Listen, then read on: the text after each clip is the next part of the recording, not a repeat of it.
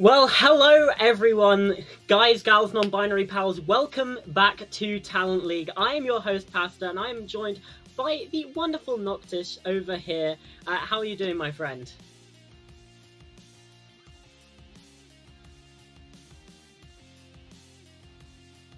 I was muted.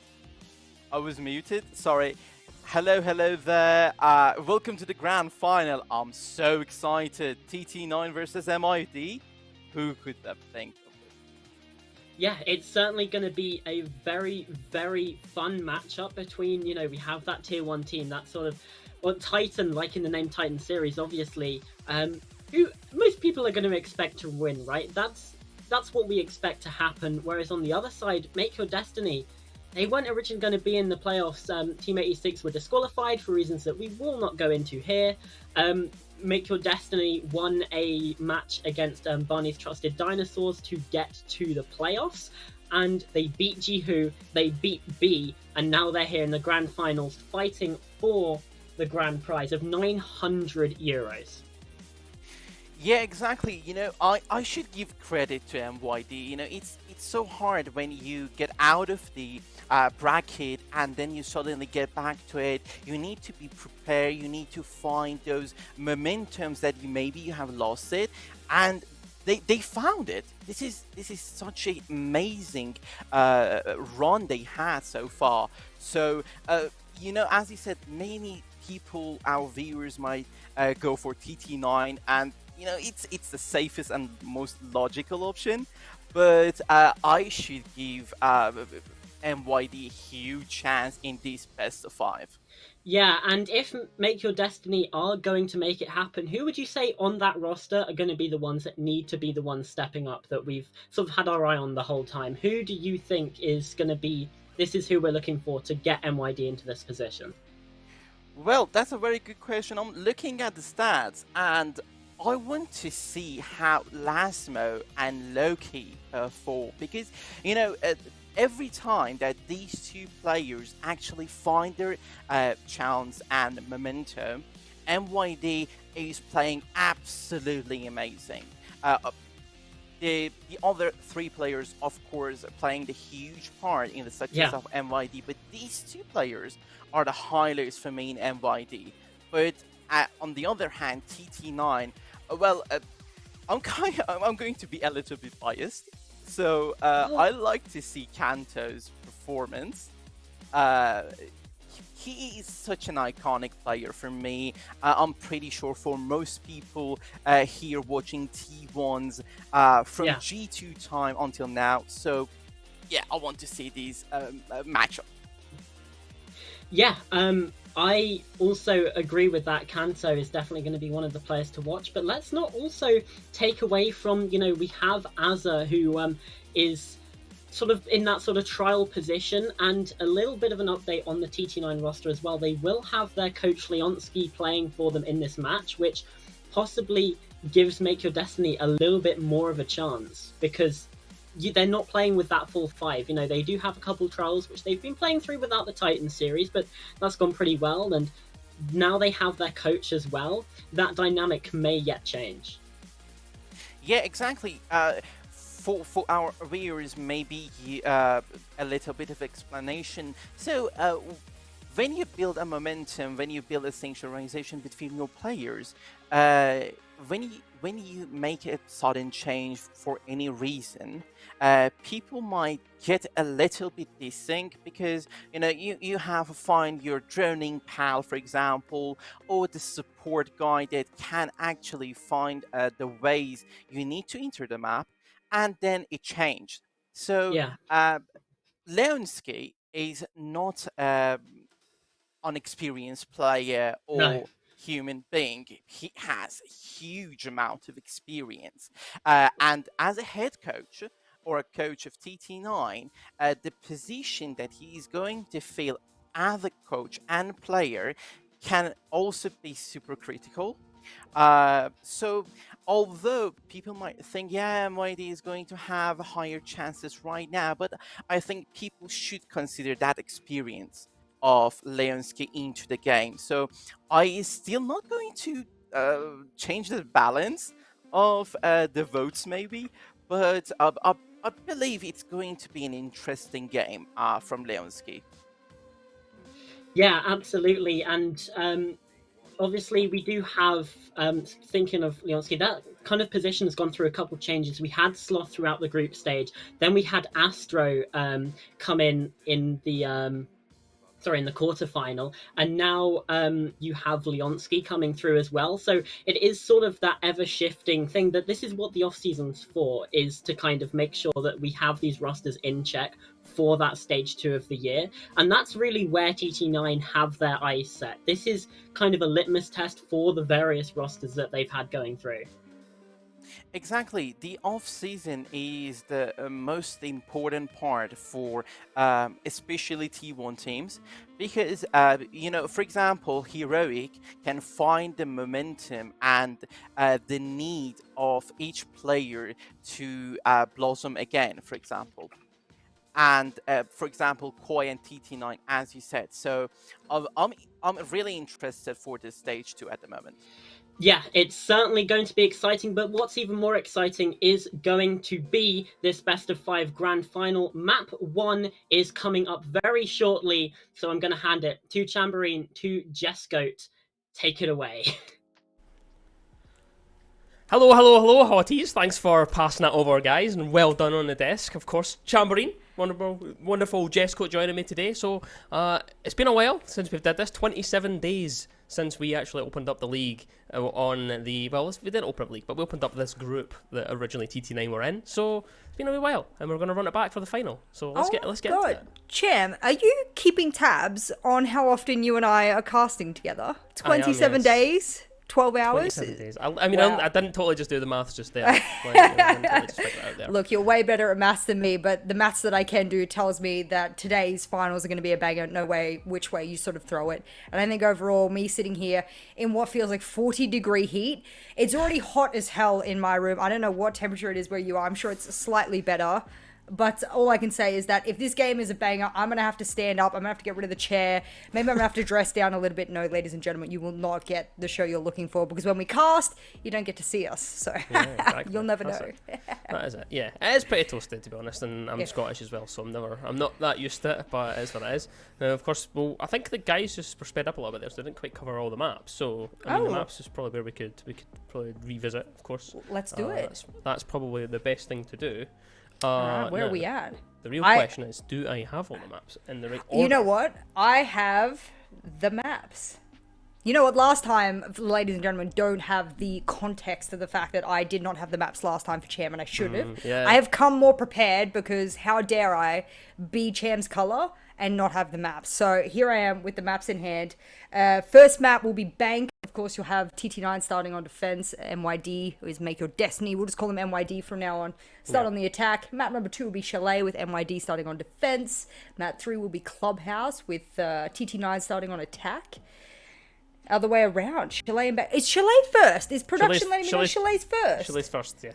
Oh, well, I don't even know how. Okay, I came unprepared. There you go. I came unprepared. To be fair, it is in chronological order, or should be. Chalet first, then Bank, Clubhouse. I have a theme park in there as well in Oregon. All of those maps will be played. I don't know in what order. So it's a puzzle. We will find out as the maps roll along. It's best of 5, so I'm not sure if we'll get all of them, considering we have a tier 1 team going up against a much lower tier team.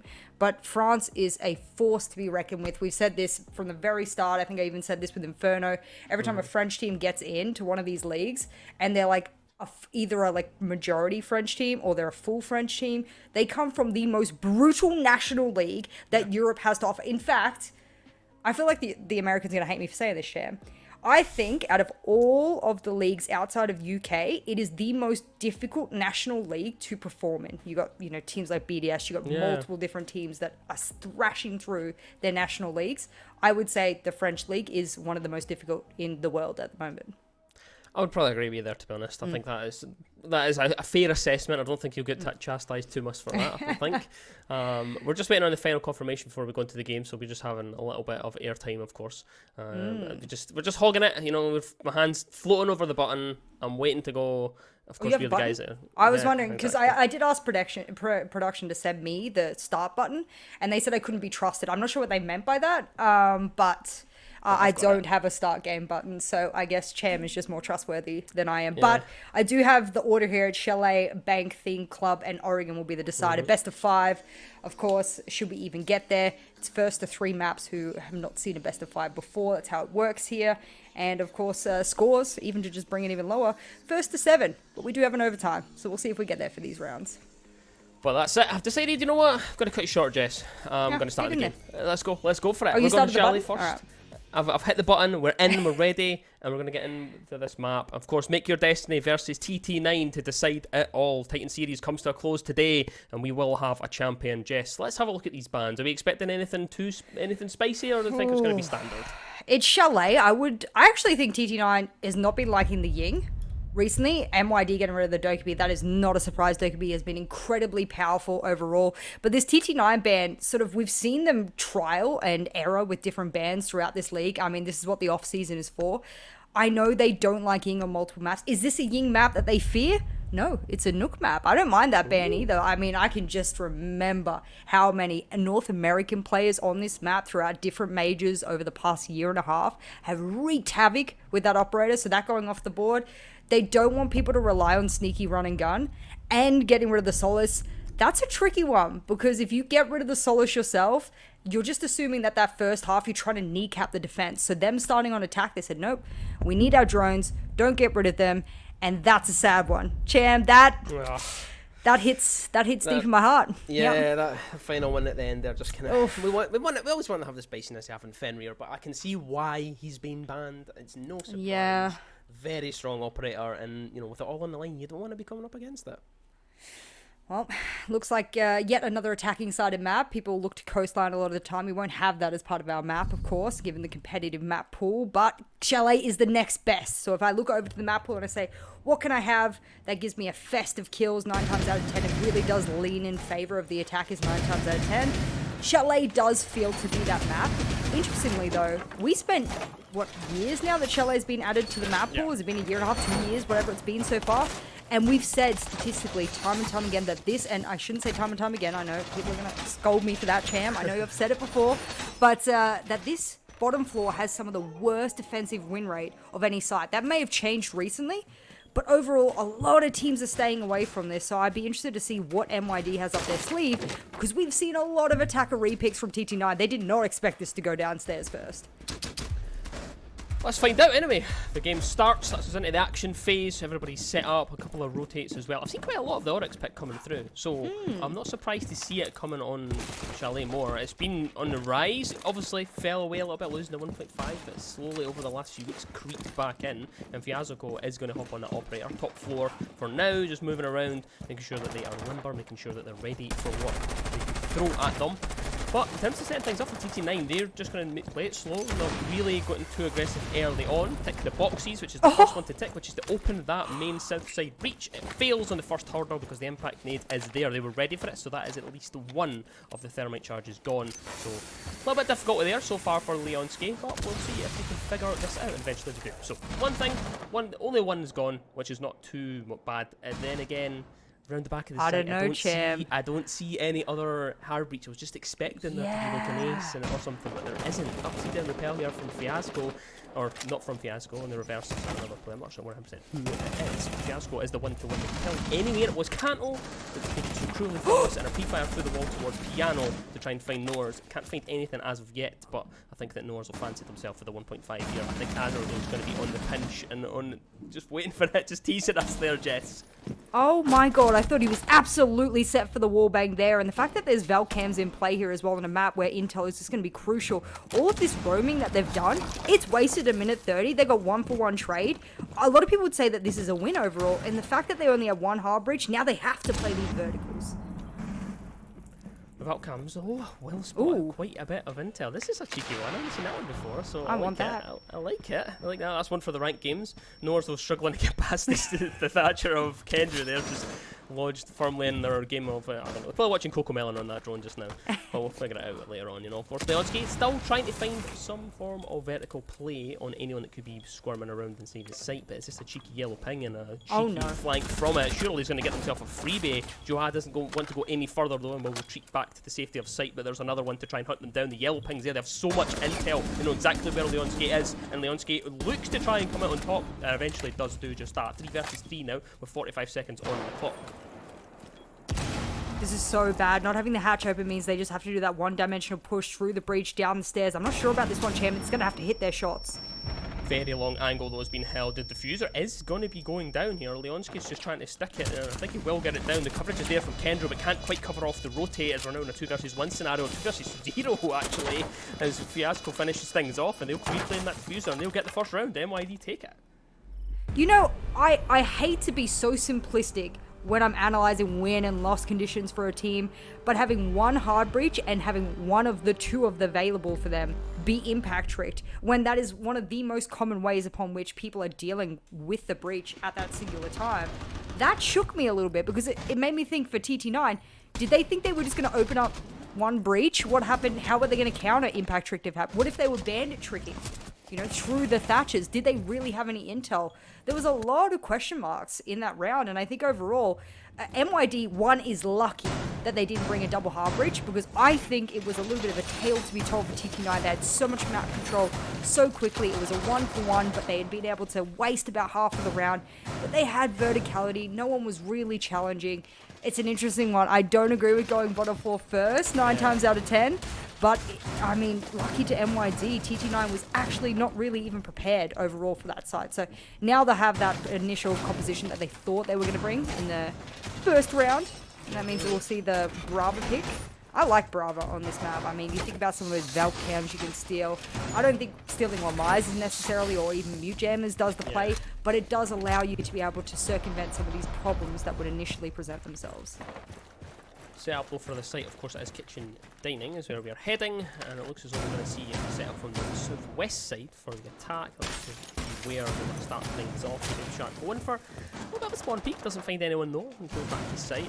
It's just a teaser of what's maybe to come. Of course, I think we've not seen too many spawn peeks throughout this actual competition, at least in the games that I've casted. I feel like people have been quite reserved, so I'm hoping to see a little more aggression later on, but we'll find out. Most of the setup is, of course, tailor-made for that piano side. We do have the Azami set up in there, Fiasco as well, upstairs next to the library with a little bit of a hold. No one really actively holding on to library at all, so they're just really just playing a loose kind of hold on that side. But it doesn't really matter. TT9 are taking their sweet time. It's a minute down into the round. We can't really still from it to go help. So we're just trying to make an inroad and try to get rid of the player that is on the staircase, is Melissa of Juwa just now. Just chilling, vibing, not really wanting to move at all, just going to feel the pressure a little bit, yes, and really just play for time. Yeah, I mean, there's nothing that Juha really needs to do. I'm looking around. I hope there's discs to keep Juha safe here. I'm not entirely sure. Can't necessarily see them, but you can think overall, a lot of these Brava drones are grabbing these Melusi Banshees across the map. A lot of protection. Of course, Juha's already been able to scuttle out of there, and that's what was needed, you know. Get your presence known in a singular area and then move away from them. Try and get them to waste their utility. And I think Kanto, he wants to throw nades. He wants to be able to use... You know, every time I speak a player's name, I think to myself, I just shouldn't have said anything. Cham, I just shouldn't have said anything. Yeah, but just like that, we're in a 4 versus 4, as Azar gets the last move at least, and that evens it up. The just now, Monbanchi has found to save the site, and Azar, he's already in there. It doesn't really matter, and he actually is going to give up the position, which is a strange choice. I think they've just seen an avenue here, and they've really extrapolated it. They're just going to hop right in. They've taken full control out from underneath Make Your Destiny. I have no idea how they did it. Loki's trying to play on the retake from the trophy staircase, but the plant is down, and it is cooking, so it's going to be difficult to double up those there. One player is down, another player as well, and it's a 1 versus 4. Can't do anything about it. It's TT9. Sneak that one out from underneath Make Your Destiny. I'm not sure how that really happened. The moment they reinforced the hatch above and were doing I wouldn't say it was necessarily a heavy top floor hold. I think that would be inappropriate of me to say. That would be unfair of me to say. They weren't heavily holding top floor. Yes, they made some verticals to try and counter Azzy, who had run in and tried to take advantage of that free space. But overall, it wasn't like they were trying to play the full top down that you might see on maps like Border, etc. I'm a little bit worried because they reinforced the hatch. So when I saw them reinforce the hatch, I went, okay, they're doing it out of necessity. They're not going to die for that particular vertical hold. But it almost looks like they didn't want to lead too early. It's like the 1 minute 30 mark that players usually look to fall back on was so stringent and rigid in their head that they didn't move once that, before that time had kicked off. So I think that rigidity and strategy is something that players and IGLs need to be careful of, because you don't want to overthink, okay, I've got to wait till a minute 30, got to wait till a minute 30. Well, you don't always, if something's gone wrong, if something's changed, if the factors and the variables around the map have changed, you can alter the plan. And I think MYD, they found out the hard way that round. They did, and this time they're going to go back to the same place, no changes, so they must know what the issue was. Must know what they need to protect, so I'm hoping that they do that, but we'll see how it works out. Of course. Again, same idea on the top floor, Loki, Fiasco and Shark up there just now, just redecorating a little bit, maybe some vertical plays, make sure they have all the angles created that they need. Though the attackers, they seem to be setting up, TT9 anyway, they seem to be setting up on the southwest side to clear from Library, which is usually the take, usually is the kind of direction for Chalet 1910. No one's setting them up from downstairs though, on their lonesome, using that buck shotgun just to open up the garage and just sneak their way in. We'll see if they can get lucky off of that staircase. There is only Fiasco at the top, but there's no active play around that area of the map. There's no one really there to defend it. They've essentially given that whole side of the map to TT9 3, and as such, they can open up the wall very early on the south side, and that means that they've got themselves in a good position, but the impact made there at least forces that to be a little bit of a nightmare reach so far. I'm loving the impact trick, and I'm loving that they're fighting for this top floor. What I said before is last time they didn't really hold in a do or die fashion. This time they've decided no, top floor is ours. You can rush side, but we will have plenty of verticals above you, and getting rid of that cam just in time before it's able to hack that cam. For those who don't know, even if it shoots the laser at the particular electronic it wants to steal, if you destroy it before it's hacked, the drone that is, that means that it does not get taken over. So if you see the Bravo drone, do shoot it, but overall 1.5 minutes, and everyone is still alive. Multiple grenades. Kanto's still alive. Will I curse him again? I don't know.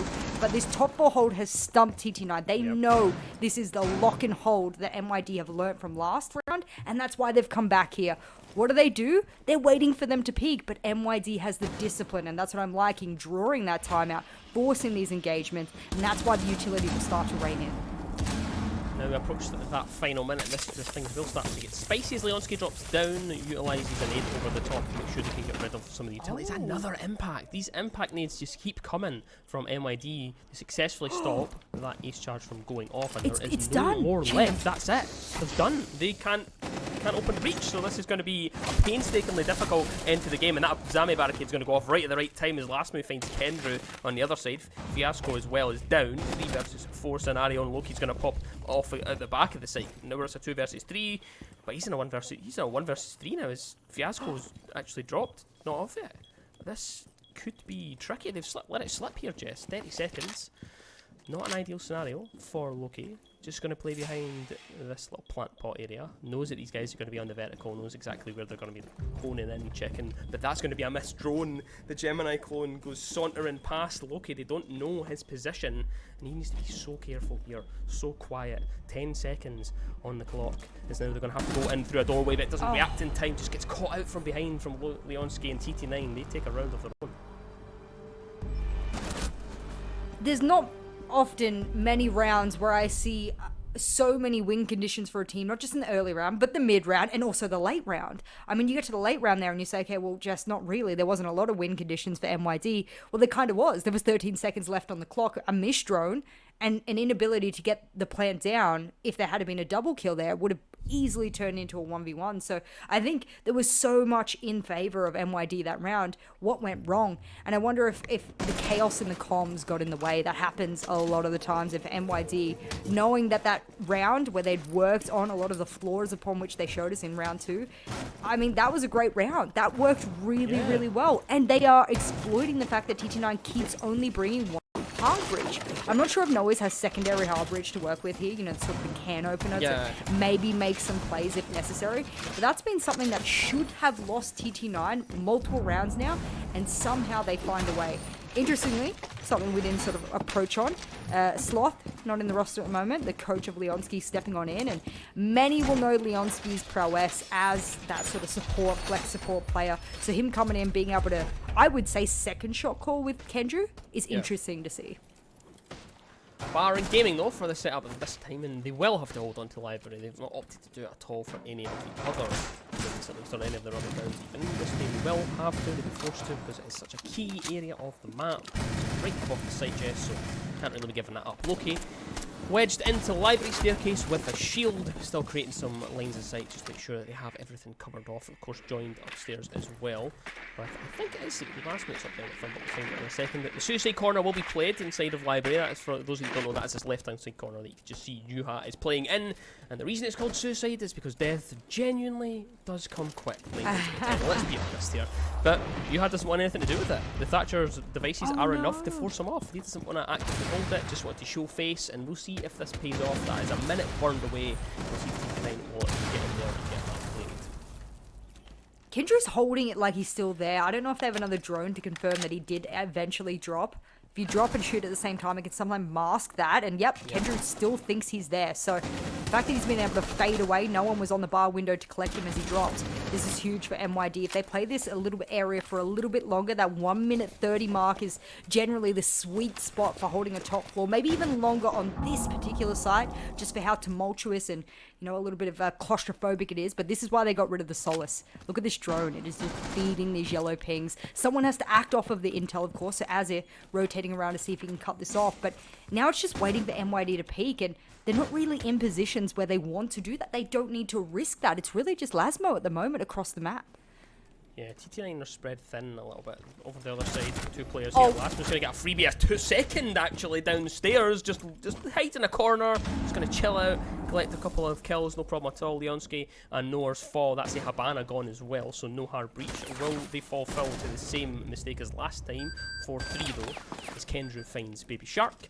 And that's at least one quad back inside of this round. And they have finally decided to step inside of library with a minute left on the clock, and this is where they'll start this vertical play. Not a lot of utility to play with. Thank goodness Kendrew has some of those breaching charges to be able to open up above. But for MYD right now, they know what they did last time. They gave too many kills too quickly in the latter parts of the round. You got 30 seconds left. Force them to drop. Force them to play this. It's going to be Azir on the pinch. That will probably be the key one. Holding off on the bar, and nope. I take that back. Juha's in a perfect position.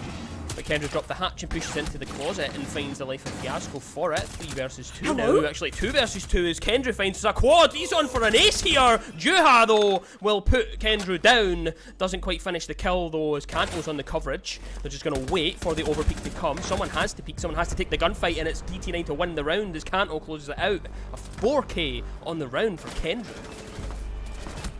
There's nothing I can say to make MYD feel any better than a lot of what they do in the early to mid round is great. It is good. It is disciplined. This little lurk and bait was great. Having players across the map to be able to react. Perfect lines of sight across the map, as you can see. They have so many win conditions in their pocket. It's like when I went to the arcade yesterday, I actually won the jackpot on one of those little ball games, you know, where the balls drop down. I won the jackpot, and all of these tickets were spitting out constantly, and it actually ran out of tickets, right? At one point, the technician had to come over and put more tickets in so I could keep winning. MYD is the person receiving the tickets. But at the end, there's just something that crumbles, and I think it's just the cohesiveness, the knowledge, the experience of TT9. They're the tier 1 team. They're the professional team. When things come push to shove, they're able to deal with that. They're able to be able to put something together, and as much as I hate saying it's a little bit of luck, it's a little bit of this, it's a little bit of that, that's how TT9 kind of looks at the moment. Rounds they shouldn't be winning, they're winning. So it's got to be so frustrating for MYD right now. And if you're the coaching staff watching this, you're going, yeah, I got to talk to the boys about something after this, because there's just something in the last 40 seconds that we aren't putting on the board. back to the bottom floor we go. Been here the first time. It's on the round that they won in an interesting fashion. Of course, every single time that they have been a hard breacher on the board, they've countered it well. Like you mentioned earlier, it's been great. So can they try and connect it this time? Shark going for a spawn peak, just moves ever so slightly. The outline there, so close. Doesn't get it though.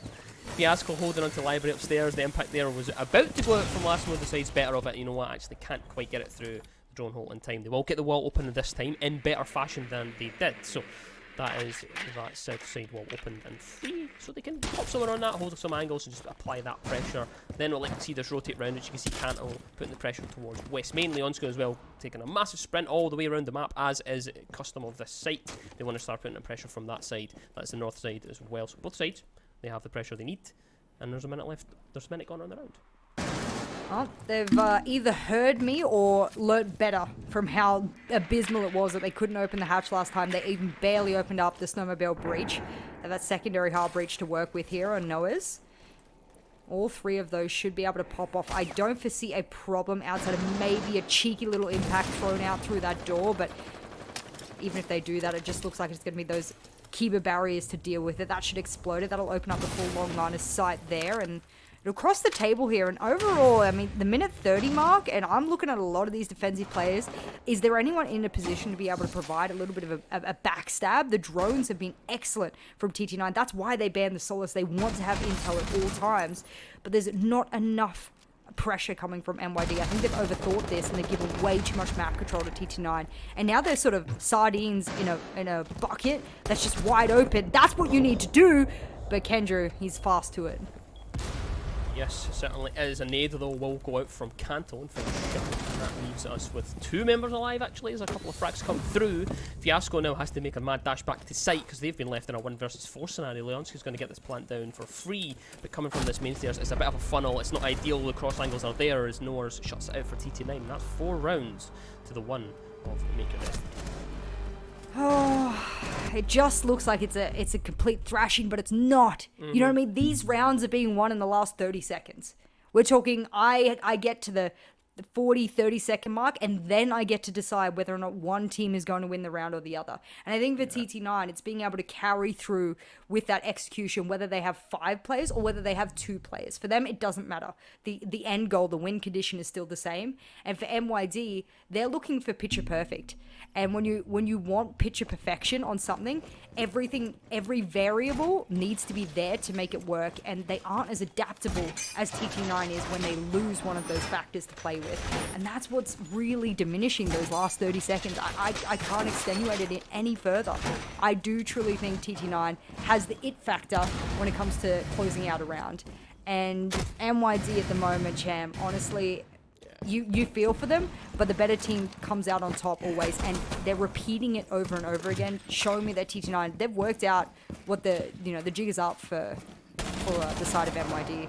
They really have shown all of their cards, and now they need to get a little bit freaky with it. Peek something crazy, spawn peek here, jump out here, play a little bit more, I would say aggressive, because they need to change something in the formula.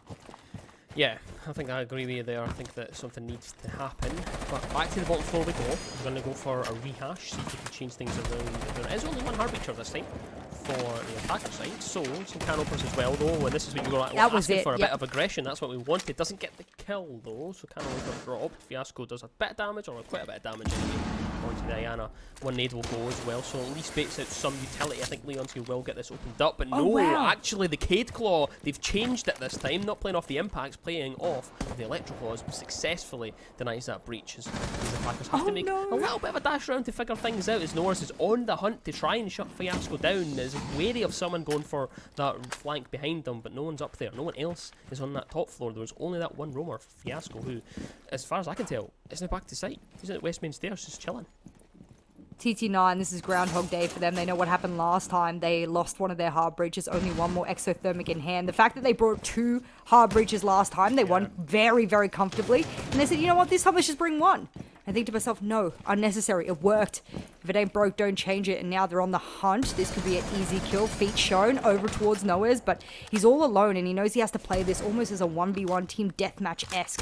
No one droning him, so he's really just playing the contact play. And Manoa's right now, he's wasting a lot of time trying to funnel this play. No one's there to cut the rotate, so Kendrew has to get this job done. And I like this. From the safety of the 3rd floor, throwing down those cluster charges over towards site. It'll open up the floor firstly, and the secondary cluster charges will go through those holes, destroy and move people around the site. Pity that they haven't been able to open up Snowmobile by the looks of it, because if someone was standing out there and cluster charges were going off, they would most certainly be getting some free kills as they run around. So for now, 60 seconds, cluster charges going off. They come back to the wall because this should get rid of those electric cores. So we'll see. They have pings on him, but I'm not sure they're just ready to deal with him just yet.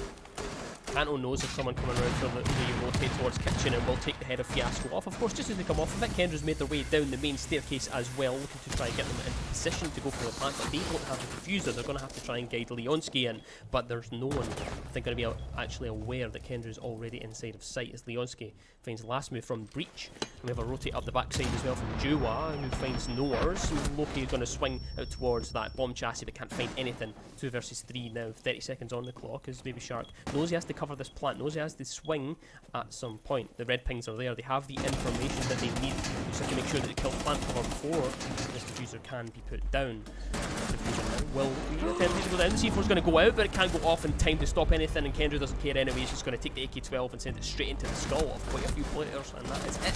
TT9 as they take another round. That's 5-1 on the half. Alright, now that round wasn't necessarily lost by MYD. It was absolutely won in the compositional pick and the robustness of TT9. We criticize them for taking one hard breach. We criticize them for not having redundancy. We criticize them, all the things that you should criticize a tier 1 team for. Everyone's going to sit here and say, you're being very negative towards them. I'm going to hold them to a tier 1 standard. I don't care what league you're playing in. You are going to come up against the sword no matter what.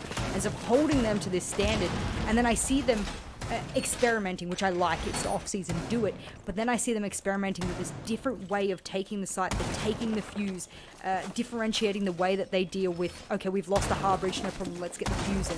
Let's change our plan. Let's change our early to mid-round. Their ability to adapt is way stronger than MYD. It's night and day. And speaking of night and day, those particular observation blockers, that's heavy. Did you see them lining across like a Christmas tree? I mean, yeah. Look at that. Yeah, you're not going to see... Is it a bulletproof they want to throw over there? What are we... No, there's no bulletproof. What is it that they want to hide so desperately?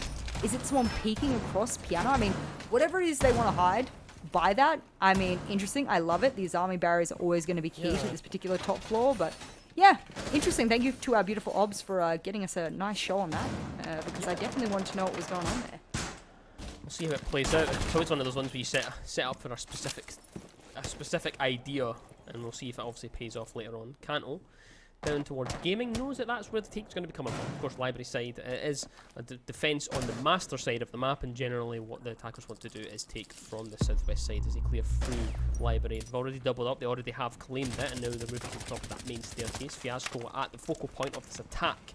Down his comrade in arms, but he's actually going to be put in the dirt before anything can be said. Is Kendra, who's currently on 12 and 4 by the way, finds Fiasco, and that's the opening frag inside of this defensive round for TT9. Eventually dealt with, but not before claiming another live, and at least Lasmo's there to even things up. 3 versus 3. And that's a minute gone, and it's been very action-packed, Jess. It's a story of the support players, or flex support players, depending how you want to categorize some of these players. Kendra absolutely popping off. Lasmo this round having to pop off as he gets onto his attack. Looks like all of the side of MYD haven't been able to activate themselves, especially in the fragging department. I mean, you heard the devs speak about the lights of Fiasco, Loki, Lasmo, whatnot. They're talking about all these players who are known for popping off, but they've just been cut off at the knees round after round after round. Maybe a little bit too nervous, maybe a little bit too worried about what will happen, and oh, the observation blockers. This makes a little bit more sense, champ. We now understand, because if you drone into the piano double, you won't see that there's a shield there, you won't see that there's a double ADS, and you'll have to sacrifice your drone jumping through the observation blocker to even converge on that. And well, for now, it's a stall out for TT9, because all they need to do is just wait. Please jump through that window, because that's ridiculous. Yeah, that's ridiculous to do. I think it's going to happen. I think Azar is actually going to swing before we even see it. We're on 2 versus 3 now. Still feeling the pressure, though, as they try to pluck Piano out from underneath TT9. Just can't quite get it though, and actually Loki takes it from the game by the scruff of the neck. Uses that 1.5 to gun one back, and it's a 1 versus 1. Last move attempting to plant on that default plant. Pokeball sent out from Leonski, and it's actually the last move to come out on top and make your destiny. They get around on their attack. 5 HP and a dream for Lasmo. The story being told by these support players, I am living for it. I have a Kendra versus Lasmo showdown any day of the week, yes please. The fact that MYD getting this round on the board, I mean, you talk about rounds that are really crucial for a team. Yeah. I would have said, especially when you're looking at the defensive side on the side of Chalet, I would have said at least 2 attacks. You know, get yourself on a par for TT9 to be able to claw it back, but they went above and beyond. They went so far on their attacking side that a measly couple of defenses and they walk away with a map win. So for MYD now, they need to have just spectacular attacks. That wasn't a spectacular attack. That was a lucky moment of 1v1, get your gun in, hope that you've done enough damage and that you have time on your hands. I love the setup from TT9. I really have to praise it. There's been a few people that have criticized observation blockers, you know, across Twitter, social media, saying they're a little bit, you know, I don't know if I can say this, a little bit wanky, a little bit overrated. And I think to myself, well, in this particular case, I was going to say Tensor. TT9, keep looking at Azza there. Yeah. TT9, you know, has a very particular thought process in place. The unfortunate part about it is that once you do this strat once, oh, there's your spawn peek you wanted, by the way, Cham. Once you do this once, you do this strat once, you can't do it again because everyone knows it. It's done and dusted. You can see the cogs turning in the observer's head for a second. Is there what? Wait, what? That's only been 5 seconds. Everything went still. What's going on there? Kanto finds the first one. It's Fiasco dropped, and they had a good performance in that first half. They were able to claim quite a bit of map control in that first round, even on their attack. So that's if you want to lose. So Loki now will have to be the only point of attack for that entry. But we'll see if someone else can step up. You've highlighted quite a few times that a lot of the support players have been stepping up into those more fragging roles. So I think we're going to have to see that this time is Loki on their own inside of Library. Deals with the frost mat. There's his army barricades, doesn't really matter because there's no one really playing around it. And he's essentially going to get in here for free. But is this a bait here from TT9? Or have they been able to steal this for essentially nothing? What's going on here, Jess? Okay, this worries me. So I wondered, because the previous round, of course, someone ran up blue stairs and took 2 lives, and that was just such a bad play from MYD. And I wondered, is anyone pre-droning them in? Is anyone putting a flank drone in that particular side? No, Loki threw his own drone. You saw in that particular area, so their droning from MYD, especially in pre-placed and whatnot, is very poor. And it's night and day between TT9's preset drones and the way that MYD is using theirs. So I would say the biggest weakness from MYD, lack of intel, face checking everything, and their inability to be able to get those lines of sight they need. Loki's droning in front of doorways. I mean, this is how dire this is. Yeah. Not a good situation to be in as Shark aggresses into office. Loki does find Azure though, and I have no idea how he did that. He's actually on a drone. He's back on a drone before he even does anything else. It's astonishing. But Baby Shark is going to find one. 4 versus 3. That's Leonski dropped. And now we reach the spicy part of this round as Kendrew. He's going to take the life of Loki from below, of all things. Noah still wedged behind this shield, will have to be dealt with, but it doesn't really matter as he falls now. Kanto in a 1 versus 3. There's still a minute on the clock, so plenty of time to try this clutch. Has a 1.5 on Warden, so pretty strong operator to give it a go.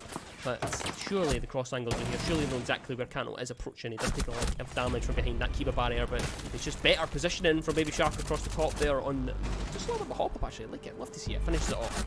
And that's another round on the attack. They'll make the destiny. That's karma for Spawn Peak. You said you hadn't seen a lot of Spawn Peaks in Talent League throughout the season, and Kanto whips one out in the first, 5 seconds of the round, and then then he's forced in a 1vx situation at the end. Yeah, that'll teach you. But jokes aside, I think MYD that round, the time was on their side. I mean, you've got 6 opponents when you're on the attack. You've got the 5 players on the opposing team, and you've got time. That is your 6th opponent, and sometimes it can be your most difficult opponent that you go up against. For MYD, they didn't let that obstruct them.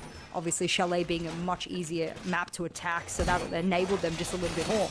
I could not wait to see TT9's take on the bottom floor, now that we moved down to this particular basement area. We saw the take from MYD. A lot of roaming, a lot of, switching around. Then sometimes they'd turtle, then sometimes they'd open up lines of sight in kitchen and dining, and there was a few different takes on it. For TT9, given that they had have a mirror, given that they're playing with these army barriers and whatnot. And it does, I'm just guessing Noah's might get a little bit of a bandit trick happening here, although they don't have any projectile denial, so that would be very, very risky if they send in an aid. I want to see, is this a turtle from TT9? Because this was the least preferred way to hold this site. And no, they're going to go back to the OG, I think, mirror in dining or kitchen. And then Azzy all the way upstairs? Oh, Cham. Yeah, I'm in for a treat. All right, let me get the popcorn. I'm sitting back. The lone warrior up on the top floor with single roam, so we'll see how that comes out. Kanto, or should I say Kendra even. Always mix these two up. Station with 2Ks in the roster, but Kendra on 14-6 just now in the Izami, so obviously a player to watch going through the rest of this. Azza still in that position that you highlighted, still on the top floor. Well, this wants the C4 out early, it won't connect with anyone, but the run out below will connect. That's the 2Ks. They react very quickly inside of 30 seconds. A nade will also find its mark in between those two kills, and it was Azza who fell on the top floor. That leaves 3 members alive for the attack, 4 for the defense. Catch myself up there, what's going on? Leonski inside the dining knows that they're going to hop into that window, and that is exactly what they're going to cover. And that's some Tucci's that they can spot through the drone hole, can't land any shots though, and they will escape with just a tiny bit of damage to their feet. This is where MYD struggles, you know, not having every single player to work with, every piece of utility, lost both sets of nades. Their adaptability can sometimes crumble in these moments, and you can see them stalling out now. They did get the drone over towards the drone hole onto the dining player. That was the mirror, but they have such a man advantage now. TT9 doesn't have to keep that player upstairs. They don't have to be holding onto parts of the map because they've already been able to grab huge advantages as a result of it. I want to see MYD now. You just see them running around. They must be discussing, what do? We still have Candelas. We still have this. What do you want to try? Maybe pinch? Do we? And there must be so much conversation going on that I just think that their adaptability is what's going to keep them from, you know, confidently walking away with rounds that they're not in that much of a man disadvantage here. So I hope they do get the wall open. I hope they are able to pinch. You can see them both lining up here. They don't have any projectile denial, remember, Cham, so these Candelas will soar through quite easily, but they're running out of time to capitalize off of it. An impact nade did go out there, so that's slowed down that push from the white side. That means that the Ace can't really open the wall yet, so they're going to have to try again. One more left in their pocket, so they can do that. Juha as well also has a canopter, so we'll put up the wall from the north side. But last move, we'll find Kendrew. And we're in a 3 versus 3 scenario with 30 seconds on the clock. It's Canton wedged into blue for now. No one's behind the keyboard barrier inside the wine cellar. We're just going to hold close. Knows that they're going to have to push in at some point, but the incandile is going to blind everyone. But Canton, remember, you are Warden. It doesn't really matter. Last move is going to go up and find himself a double kill, a triple kill inside of this round. And Leonski now in a 1 versus 3. From the distance, can't land anything. As Make Your Destiny. They look good on these attacks, Jess. I'm so glad you called out Kanto with the Google glasses. Thank you. Because I thought to myself, what is the one thing that can stop the Ying? TT9 has banned it in previous series. It's not the first time they banned it. They love to get rid of Ying. Of course, on this particular series, they got rid of the Nook. I agree with that one too, but they could only pick one. And now MYD is going, well, you didn't ban it. We know you don't like it. And we know that you struggle putting on the Google glasses. So win condition, please. And MYD is able to walk away with the round. And now this win, you know, the round differential that TT9 had going for them is just slipping away from them round after round. And it's the worst part is that if you're TT9 and you were getting thrashed, let's say like it's just super attacking sided for both teams. Both of the teams are walking away with a bunch of attacking rounds, and this happens on several different maps. You could say, okay, it's the attack, we're on our defense, we struggle, whatever, right? It's Chalet. But it's not even like that. These are close rounds, unlike the first half where TT9 was able to smash a few of their attacks outside of the last 30 seconds, right? So they're winning rounds off the last 30 seconds, but TT9 and these rounds, I mean, they're really, you know, tossing away the trophy before they've even walked away with it. So gotta be a little bit more careful on this one. Yeah, and you know, just to come back to that Warden thing, the reason I remember to highlight that is because I made that exact mistake last night in a ranked game. Someone was berating me in chat. You're Warden, you're Warden! Yeah, and I've completely forgot. And I was like, oh, well. Did you take Warden for the 1.5? Yeah, be honest. Maybe. There's rumours, maybe, that may have been the reason. Yeah. That may have been the reason. I'm banning Warden in all my games from now on. But coming back to the point, setting up on the north side for a clear through the map where Fiasco, He's waiting for an opportunity to try and wallbang someone. They seem to have information that someone's floating around on that side of the map. It is Azar on the lone roam again. The same as before. Nothing really changing with this hold. So we'll see if they can come up with the solutions for this attack. Because they just haven't been able to do much against these Make Your Destiny attacks. They just haven't been successful in converting but Azar still in library. He's just floating around. The drones are coming through. They're trying to get the intel. He's just going to play cheeky with it in the corner. I love MYD's discipline when they check every single doorway, every window. They check for those Kapkan traps. So really, Azar's actually not had a lot of impact. And that C4, another piece of impact that he would have had, goes out the door. So does Kanto's life. He'll fall, and that's the Warden getting the punishment he deserves. No 1.5 to be in hand for the side of TT9, and the fact that we've seen this bottom floor played before, we know they used the early round to play super aggressive champ. Now that they've actually been denied the opportunity to do that, we can see what MYD's plan would have been in the round upon which TT9 originally played the bottom floor. They would have got that top floor control. They moved down to the middle floor. They have all of the players, all of the utility. Kendrew trying to rat out over towards Big Garage. They know that now. They've used their drones properly. They're hunting him. They're making verticals. I mean, this is smothering from MYD. The tricky thing is here is now the time starts to really tick with a minute left to deal with this, and Kendrew's still in garage. And just to highlight as well, Azar is also still on the top floor, still inside of library for now. He's wedged up there. He's not going to move. They're both kind of playing for the right place just now. Raid in hand here. The swing will come from the doorway, but nothing will be found. Just a lick of damage done onto Loki, and both players will be able to escape with their lives. But eventually, Kendrew is dealt with inside of a big garage. But the key thing for this round is Azar is still alive, still playing for that flank. 5 members fully just in control just now for, but the rotate is there. It's going to be a 2 versus 3 situation as it falls apart here for Make Your Destiny. Noah's gets themselves the triple kill and leaves them last moon. A 1 versus 3 gets almost one but can't finish off as TT9 eventually win a defense and they get themselves on series point. No match. Used to the best of ones. Damn, serious point already? Used to the best of ones. Been best of one in it all week. We've just best of 5s, yeah, that'll shake you off, that's for sure. But I'm going to give you a metaphor because you know I love my metaphors. I'm all about it. It's like the first time I ever went, and I was young, so I want to preface this. I want to give myself context and you know, stick up for myself a little bit. I first went to martial arts, and you know, the little karate taekwondo trainer, he says stand there, and he pushes you and you fall over, right? Because you're not standing correctly. You don't know how to hold your weight in the base of your body, you know, put your knees, bend them a little bit, you know, you don't know how to stand in formation that allows you to withhold or withstand the push, right? That's TT9. They are the black belt, white stripe, taekwondo master. You shove them and they're not going anywhere. They can withstand push after push after push. MYD is whatever is the first belt of Taekwondo. All of the you know, professionals out there will know what I'm talking about. Whatever the first belt is, yellow belt, whatever it is. Wait. They're the yellow belt. What? Okay. I don't know where I got black, you know, belt, white stripe from, but it's black belt, brown stripe, something like that. Anyway, nevertheless, they can't withhold these punches in these rounds. And every time they're shoved and they're pushed, they have to recollect themselves, and it takes too much time.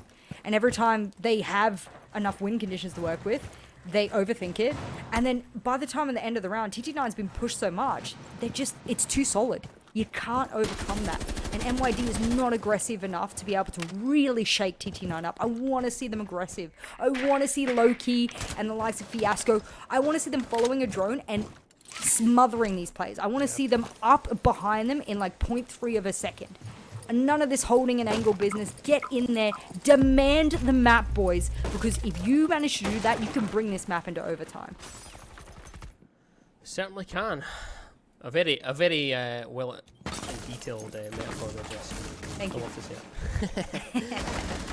But top floor here is at least some semblance of a hold just now. Not the words, but hey ho, we'll get there. Kendrew finds Baby Shark, and he continues his tear of just reign of terror so far at the spot. 16 and 8 inside the chalet.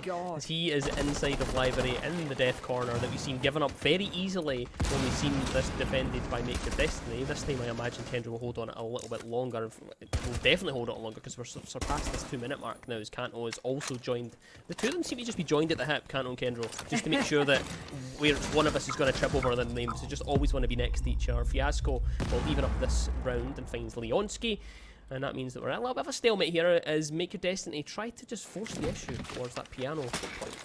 This is what I was speaking about, you know what I mean? The stalemate that MYD and the likes of Fiasco and Loki get themselves into.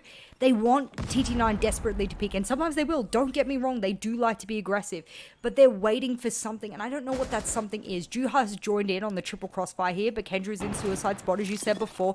Oh, wow, Google Glasses work. Look at this. That's how it magically goes, but with a 2KD and the likes of them in closing 60 seconds left, they've got to make this really good of a pinch. It has to be picture perfect because there is vertical control, there's horizontal control, and if you don't make the pinch at the exact cohesive time... Hello? Do you drone? Does anyone drone on this team? I will buy you a drone. How about that, MYD? I don't know. I'm nearby France. Let me bring you one over, because that was a prime example of lack of intel and why they will lose this map. That was so unfortunate. A massive mistake there. Just don't realise that Warden is still in the corner, and he still is there. He will be dealt with. They've somehow pulled it back into their advantage. 3 versus 2. 25 seconds on the clock as Azar and Noars now have all to do to try and close this one out for TT9. And now they're droning. Of course, now the time is pretty much gone here, God. Jess. Now they're bringing out the drones to get the intel. They don't know that Azar's left the site. Noars is still inside a Baron stock, and that will come back to haunt them. Azar finds one and brings a 2 versus 2 as Jua is down, and it's finished. TT9 take the map on Chalet. A moment of silence, I think, is in order. Yeah. Mm-hmm. Yeah. I've never gasped quite as much as watching the Ash walk into library and look down the hatch. Yeah. And as he's looking down the hatch, I'm realizing to myself, you have no idea Kendra's still in library. And I didn't check the drones that were available at that time, but I'm sure someone somewhere, considering there were 2 drones roaming around in the last 10 seconds, had an opportunity to collect that intel. So there is going to be so many lessons in that particular map for MYD. But guess what? It's a best of 5 champ, so they can fluff up map number 1 and go on to win the next 3 maps if they want. Or TT9, being the tier 1 team, could just take that momentum and absolutely steamroll the next couple of maps, which would be a shame. So MYD, let's go, boys. Get your head on. It's a big test of the mental. Really big test, considering how close some of the early rounds were. There was quite a few opportunities for them to win it out. So this is where things start to get a little bit like come in the mental game. Who's going to be stronger? We'll figure it out. Well, of course, we're not going to be the ones to break any of that map down because we've already done our job. We've waffled along long enough, and we'll throw it over to our wonderful desk, who will break the big events that happened in that map. TT9 possibly falling a little bit foul of their same issues in the group stage. Got a lot closer than it possibly should have, but managed to hold on strong in the end of it with a 7-4 victory there. Map 1, you all saw the action on your screens. Noctish, what did you think of that one? I wish my cam was on right now, that people actually be able to see the little bit of my reaction to that last moment. Okay. Sorry. I was completely blown away by that. I just trying to regain my control, actually, because it was crazy. First, as Jess said, MYD, hello. You have 10 drones. You have Yana. You have every little piece of utility that you can find, people. And how do you not check the most obvious corner in the library? It just blown my mind. Yeah, that's honestly kind of inexcusable. I'm trying to see the positive side. You can't. Was there any? There's not really any sort of positives there. And that's one of the things we were going to highlight, is kind of just a lack of information, on the site, off the site. We saw players just run in, like a lot of the time, especially looking back to even round 2, it is kind of consistent problems throughout the map from Make Your Destiny, and that's kind of, it's very difficult to win when you've got a lot of those problems permeating through every layer of your attack, your defense. Yeah, exactly. When you're attacking into a site, into a map, and you see flaws, of course you will use it. So I can highlight it right now that TT9 jump into trophy, go into the kitchen and fast plant. This was a huge flaw that MID didn't cover by bringing enough utility and piece of information that can be fed to them constantly, and we have seen it through the game over and over again. Bringing not bringing like a bulletproof camera, wall cree, or any piece of utility that can feed you the information you need, uh, especially when you are playing vertically. So when Yeah, you don't have the majority presence in the site, you need to have those information to be feeded to you. When should I come back to the site? How should I flank even? Or is it even a good game read to flank? Which MYD had lacked hugely. But also, there is another point that I want to mention from the MYD's negativity is that uh, they didn't had good backups. When I want to enter to the site, I'm just talking as a player. So when I want to enter to a site or enter to the map, except from droning and etc., I need people to watch possible angles that people try to pick me, people try to maybe flank me, and this is something that MYD actually lacked. They didn't have that crossfire. They didn't have that backup to enter the map to fight for the flanks even. So it was questionable, but also, well, it's enough for negativity. Let's say some of the positivity for the NYD. NYD has been able to evolve, to be evolved into some rounds and through the game. So, for example, they have been consistent bringing the impact trick with Izami or other operators, and then they choose that okay, the player should be in position. It takes time that the trajectory travel through that specific drone hole. So yeah. let's bring Kate. Kate trick the wall, and eventually we can stop a possible open up. So that was a good evolve, but it didn't continue through the game. No, it didn't quite, but they had some good streaks, and TT9 kind of had those positives and then some.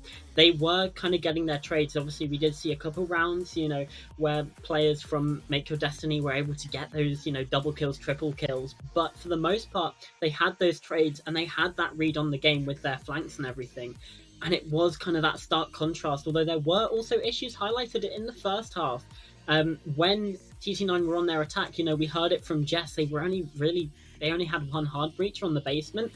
Feels like a little bit of a misread, but thanks to kind of the gun skill and a couple mistakes from Make Your Destiny, I will gloss over those, but a lot of the time it came down to their gun skill that they were able to get through that. So looking towards that second map now, which will be Bank, and yeah, we didn't quite get to cover the full map veto, but that was Make Your Destiny's map pick on Chalet, and they've lost it. Now TT9 have picked into Bank. They won 7-3 against Heroic.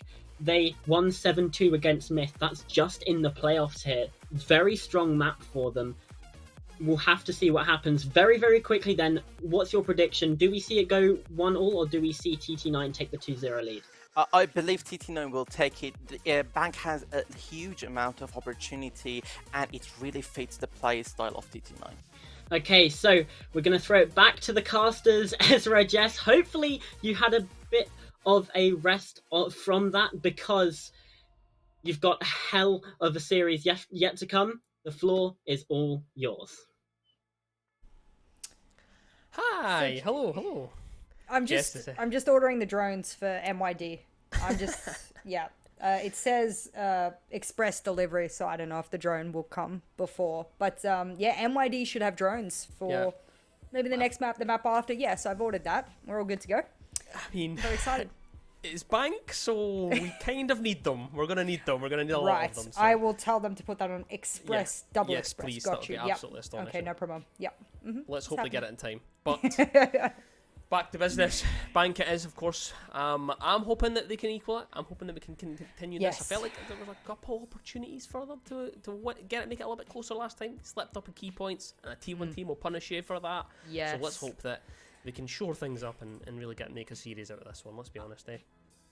They need it. I mean, I was looking at the maps just throughout the playoffs that have been played by both TT9. You heard the desk speak about TT9's, history on Bank. They don't shy away from the map. And then I look over to Make Your Destiny. They played Jihu, then they played BEE. I'm not calling them by their full name. You'll never catch me pronouncing that correctly.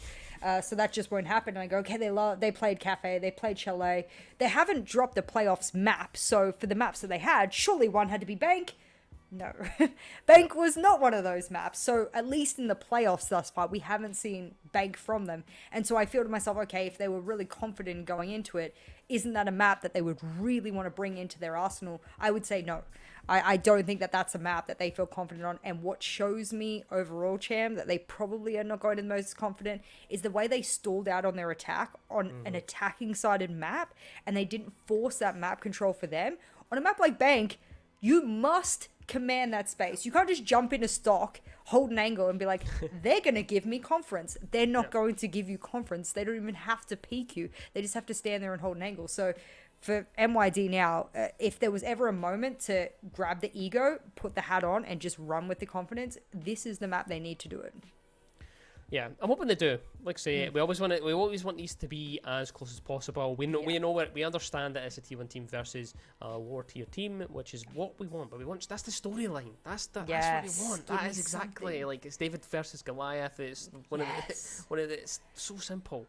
I want an upset. I may be a little bit biased here. I want a little bit of an upset just for the excitement of it. I want to see I also want to see some 5 maps as well. I'm feeling spicy. I want to see all of them because there's some interesting maps in there, which is quite surprising. I like the theme could be coming up later on. Don't see it that often. We've had a lot of the old Chalet and Club in Oregon, so I'm hoping we can get some variation. But Bank is where we're heading just now. The game is ready to go, and we will head in and we'll see what Make Your Destiny can come up with. Hopefully they can make their own destiny. Let's see what they've got in these bans.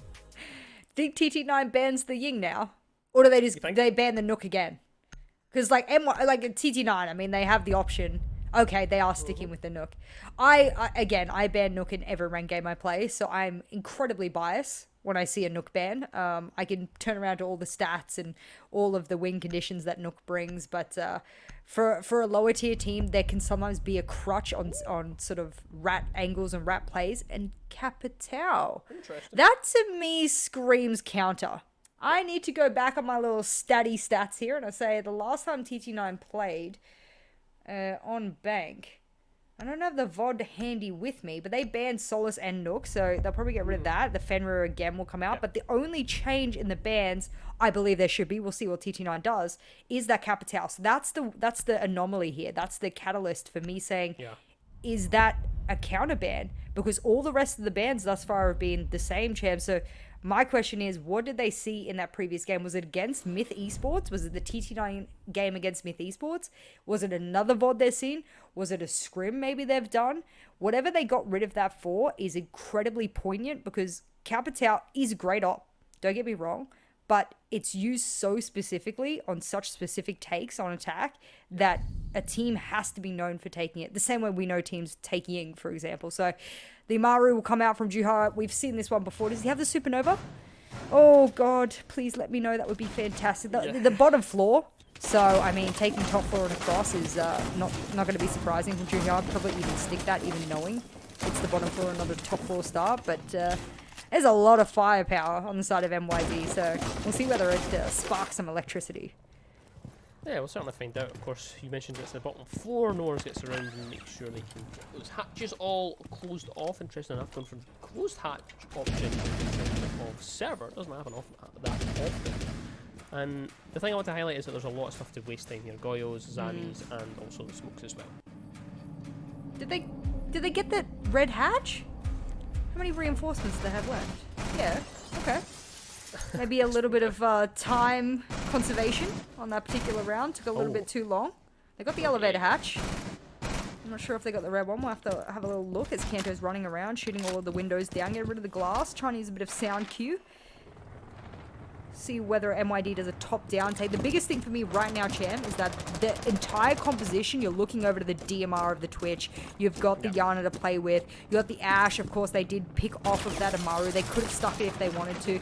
That is a rat spot if I've ever seen one, and that is now being stolen. But all of these players at TT9, I assume, are not going to stay upstairs and die for it. They're not hunting for these power positions. I think they want to hunt drones because they know MYD are poor with them, and then they want to float back to site. It's a blue hold that they're playing with here. 3 ADSs, no Wamai to play with, but that's okay. So you'll see these players float up and down the stairs, searching for those drones, and then fading back over and over again. Yeah, it's a nightmare to push, but a really good blue hold, of course. But we'll have to see it, and What? that's an interesting shield inside of open area. I didn't know they were doing that. I said, as did they well. reinforce the red hatch? No, they didn't. They opened that wide up. This is annoying. I have no other word for this particular setup other than very, very annoying. It's a blue hold. It's a partial open hold. It's a float main stairs hold for a fade back as well. The Azami is so annoying for this. So they can hold kitchen, and they all have to push through printer. This is a harsh hold from TT9. It really is. Of course, it is an open area, and Kanto is going to get the first kill inside of Bank and rotates up to the top floor. Looks like Loki with their back turned, an unfortunate flank meets their demise. Is now they have to try and solve this issue. They've done all the hard work, at least, to get the map control they need. They have control of the open area. They've flushed them out, but now they have to try and get past the blue hole, though, as Kanto finds another one. This time it's Fiasco that will catch out inside of Office, though the wall bangs will come through, taken all the way down to 5 HP and eventually pinched out and shut down. Will be Kanto is now Yuha. So once you find it, Lasmu has a hold on the hatch as well. And they're essentially free to open these hatches because, of course, that's what they were playing off of. Kendrew feeling a little bit of warmth inside of server room and rotates through into just behind. This is quite a cheeky position here. They need to make sure they pay attention here, and actually going to get caught in an animation of just moving to the side. Kendrew's Baby Shark essentially gets a freebie. 3 versus 3 scenario, 30 seconds on the clock as the Onski holds inside of red, as are with a longer angle all the way through towards CCTV. And of course, these keeper barriers will be a nightmare to deal with for this attack, as they don't really have anything to do that, just to Twitch, Habana, and of course the Thatcher. Really, not got the utility to do it, but the flashbangs will come through as Lasmu drops down and will attempt to go for the plant, but Leonski knows exactly what's up and he'll kill the planter and tries to go for the coverage but can't quite finish it off, as the defenders of TT9 will take that round. I still think, and I'm sitting here quietly because I'm running the scenario 10 different iterations in my head. I still think MYD should have won that round. Why? Because in that sort of last 10-15 seconds that they had, and they did manage to flash red, there was no plant denial. One could have stayed hatch and covered door, and the other one, all they need to do was hold rotate, of which Leonski swung to be able to deny the planter. If the planter is able to stick that, they win that. 9 times out of 10, assuming that the gunfights go in a 50-50 fashion. Overall, that was a lack of understanding of what angles need to be held when there's no plant denial like smoke or C4s to play with. That site is a nightmare to deny the plant when you don't have plant denial. So the fact that they were able to deny it means that someone wasn't holding the right angle. And that is a pitfall of MYD, is that when you get into the latter parts of a round, you don't have all your players and not everyone is in their quote-unquote assigned line of sight. People don't know how to make their own decisions. They don't have the independence and their own innovation to be able to do what is needed to get the round over the line. Again, this is being the kryptonite of MYD, so I am worried that they're falling into this rigidity yet again. Yeah, I fully agree with you there. Open area, the where we head, of course, winning the bottom floor, the strongest site as well, so you kind of need to, we can chalk it off. Okay, that's fine, but we'll find out how the rest of this starts to shape up inside of open area. Kendra on the Azami as well, which I imagine we'll see pretty much every single round. And this is a cheeky claymore from Fiasco downstairs as Loki's that's fast. Inside of blue. That is very fast, as Leonski needs to be wary of this coming up to the double door. They are all inside of mezzanine, inside the square. They're comfortable just now, and Loki's just going to keep going, keep taking map control, sneaking in as the two of them are doubled up. They've got it for such free that they don't really want to go. Loki will find his free bait. Well, we can't let it fall. Not 100% sure where the body does fall. Kenzo seems to know what's up though, seems to know that there's going to be someone on that double door. We'll just hold on to the angle, just wait for that wall to be breached. He knows someone's going to be coming onto it. Instead, though, we'll just hop back into the corner. Play safe for now, as Lost just attempts to open up these walls, Jess. I am so glad that they got at least something for the trouble, but this is what I mean. This is something that MYD doesn't do, is they don't try and retake the power positions they've lost, and TT9 does retake it. That is a beautiful play. This will get them the round, surely, but moving on in means that Lasmo's able to take that Kendrick player that was the impact trigger. This is a very fast round now, Cham. It seriously is. We're on a 3 versus 3, but just as the word leave my mouth, it's 2 versus 3 as Azar finds 1. And Baby Shark and Last will have to double up and play duo here to try and win this round out for TT9. But there's a red ping inside of blue. They know exactly what's up as Baby Shark finds Azar. On the other side, smoke grenade will go out. They knows though, but the crouch angle is there and gets the kill onto Nose. Now let's get 1 versus 2. Tries to cover it off, but can't quite do it enough. The smoke's there, it's in everybody's eyes. The plant will go down. The flashbangs are coming through. I imagine that we'll see an E1D as well, but I think it's actually ran out as Leonski's trying to find something. Doesn't know where they are. The C4 goes deep, but can it land? It doesn't. The diffuser is cooking. 30 seconds to get that reclaimed. As Lasmus hopped out the window and holding into the open area. Leonski as well doesn't know where to look, doesn't know which angle to check. It's upstairs. Death from above does come as MYD take that round. And they even it up here, Jess, on bank. That was probably one of the most convincing rounds from MYD on their attack that I've seen. Outside of possibly that one round where they had all 5 players alive to be able to work with into the latter parts of the late round. I mean, their mid to late round is where things usually fall apart. So for them to be able to come together there, I'm not saying that it turns around to the fact that Lasmo was still alive. I don't want to be that person that goes, oh, if you don't have Lasmo there, you know, no one's calling what to do, you know, no one's, you know, making the stall an inevitable factor of the rounds. I just think that Lasmo has this ability to read the situation and say, well, we need to plan, so we need to do A, B, C, D, F, G. Whatever the plan is that they come up with at the time, that's what those support players need to be coming up with. Of course, Baby Shark being the captain. I haven't confirmed completely. I'm not sure if you have it in your notes who the IGL is for MYD at the moment. Is it Lasmo?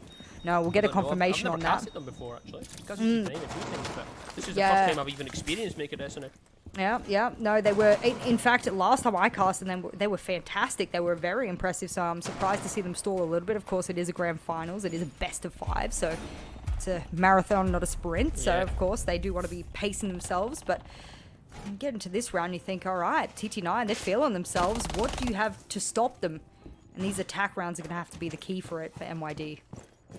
So same site, same idea, same setup, a couple of changes in the operators, things have moved around, and I've got the Oryx and the Warden and Falk as well, so a couple of changes there. I think they've juggled a few operators between people, so I'm not 100% sure who's on what, and I think what I want to see from Make Destiny is them just reacting to the ground that they make a little bit better, because they got that so early the last time, and they were almost like, wait a minute. But you know what it looked like? Us? It's like when you are speeding along at like 100 kilometers per hour, and then the light suddenly goes red. Oh, speaking of red light. Well. Red light, green light. Out of the map. I was looking for a second one, he will be shut down, no. So, just missed his shots out at the end there, Fiasco. But does finish it, so 1 for 1. Takes away the Lion at least, but the Oryx is dropped. So, early round has finished. That is the first minute ticked away. And both teams still have the same man count. So, who's worse for wear here, Jess, is a real question. Losing the Oryx means F all. So I'm going to say make your destiny. Losing those E1Ds, that is going to sting. Of course, you've lost someone who is able to take a heck of a lot of space. You don't really have a lot of map control. And that key power position across angles, I mean, really, Loki's just having to rat down glass, which makes a lot of sound on the main stairs as well, so they'll surely be aware that someone is over towards main stairs. I'm wondering, is that angle covered over towards Archives? Fiasco is there, so okay, they have one of the necessary angles to be able to cut off main stairs, but one player, that exact one player that falls, yeah, that was the key. Yeah, I was watching it in the background when you were talking. They were in that basically a Mexican standoff for almost a minute. Both of them knew exactly what was up. They were just chilling, and eventually the Ash of Fiasco reacts, tries to take some Pico's advantage, but it doesn't go his way, unfortunately.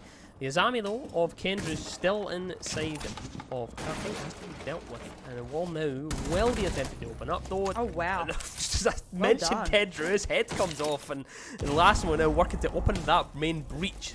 Leonski also covering off that rotate. Will send the C4 deep, but it won't connect anything As you can hear the goo mines going off, someone has it in their foot, they'll have to pull it out as Azar also finds Loki. We're in a 2 versus 2 scenario. We have 35 seconds on the clock, so plenty to work here as Azar's made a rotate up from blue. It's a double kill for him, and suddenly we're in a 1 versus 1 as Jua now has to try and do this for Make Your Destiny. Recovers the diffuser. Azur's still inside of blue, so there is so much time to get this diffuser down. It will certainly go down. Just need to make sure you're safe and covered from the longer angle. Azur doesn't know where it is. There's no information being fed back here. There's nothing at all for Azur to work off. He just has to try and peek this as quick as possible. The 1.5 as well for Jua to sit so far back and so deep inside of open area, and you can see the pings coming out. They know where Azur is. They know where he's approaching from, so they know exactly what is up for this attack. But there's a flashbang in hand here, Jess, and I think that this could be the decisive moment. 20 seconds. Azur just so tentative. He doesn't want to take it. He doesn't have any intel. He doesn't know what's happening. The flashbang will be there, but is it enough to push him back? Still, the 1v1 ticks. We're down past almost to 7 seconds, but it doesn't matter anyway as Jua closes it out for Make a Destiny, and they take this attack, and they go into the lead for the first time in quite some time on Bank.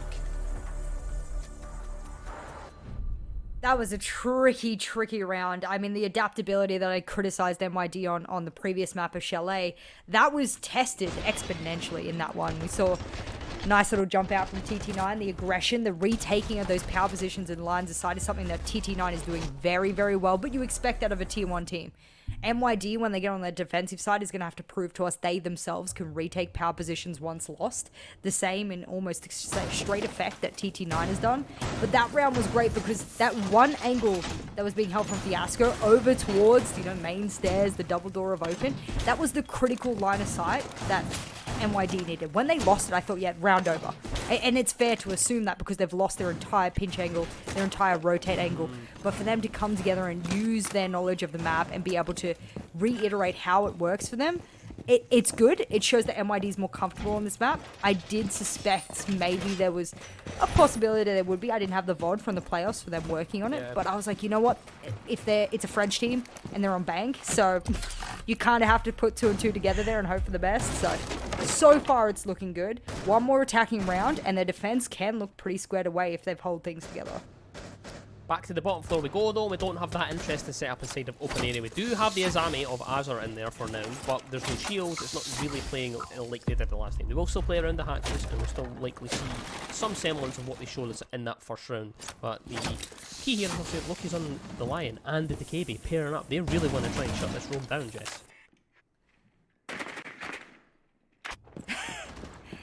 Oh, I love that. I've always questioned players who either drone for themselves, drone for someone else, just to get a little bit of intel, and then they never act on it, and they get their drone shot for nothing.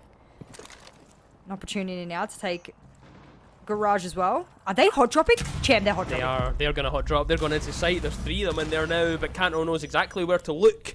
He hears it, he reacts, he takes 1 life and looking to try and connect with another one. They're not looking the right way though, Jess. They don't know where Kanto is. He's going to send the impact nades out. Noah's finds Loki on the other side though, but it's just trade for trade as it all starts to fall apart here for Make Your Destiny, who tried something, but it's not successful. Baby Shark though is still inside of server. Jua hasn't been able to get past this defense inside of Garage all the way up, and these angles are just covering too much. His Baby Shark's now inside the CCTV somehow. He's just pushing all the way through, the DMR in hand, trying to find people. Leonski's down, and it is technically a 4 versus 2.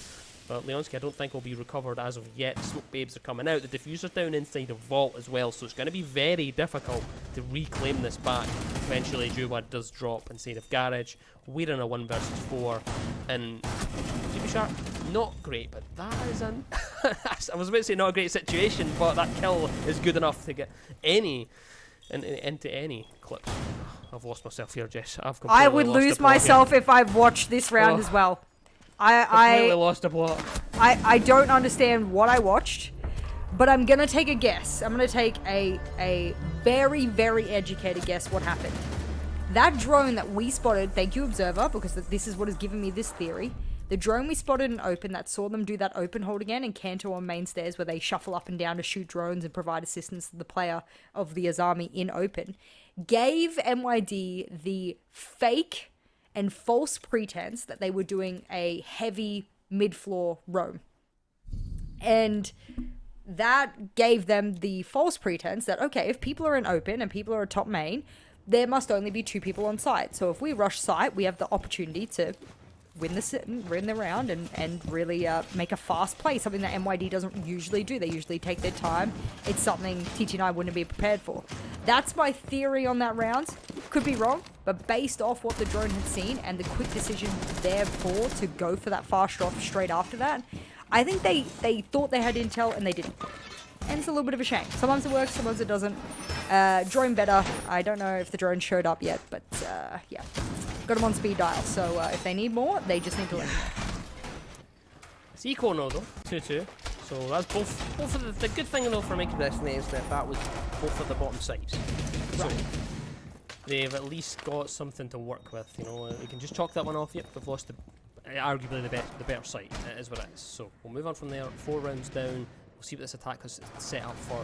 They're going for that. It looks like they're focusing mostly on the north side. I think they're going to see a lot of repels. It is, of course, the top floor. Some claymores will come out as well. So that's just to prevent those nasty little runouts that we've seen in the last one, Jess.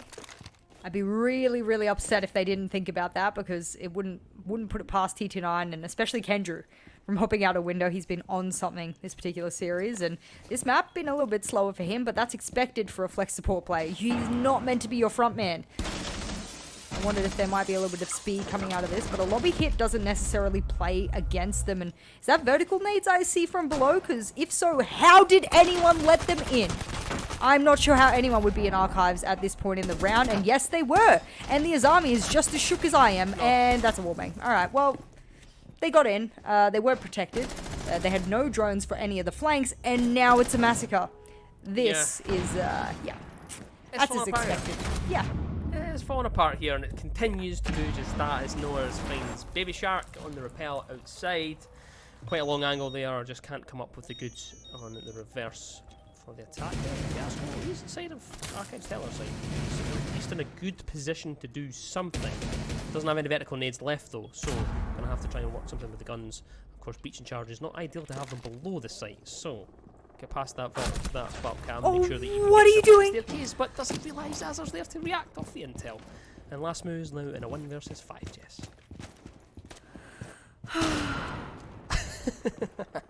It's like Just that, so you know? It's just like it's just... And the disappointment there is that, Yeah.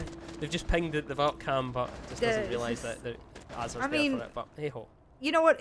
Overall, I think this round is an incredible learning moment. Not just for us as viewers, you know, for the players, and also for TT9, is that everything that MYD did that round was like cooking a tiramisu, but back to front.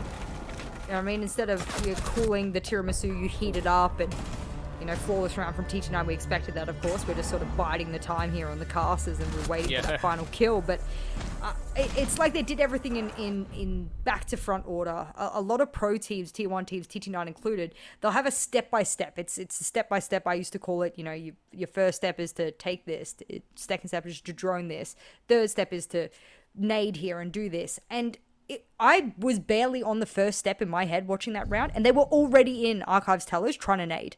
And I thought to myself, there's a rotate there, firstly.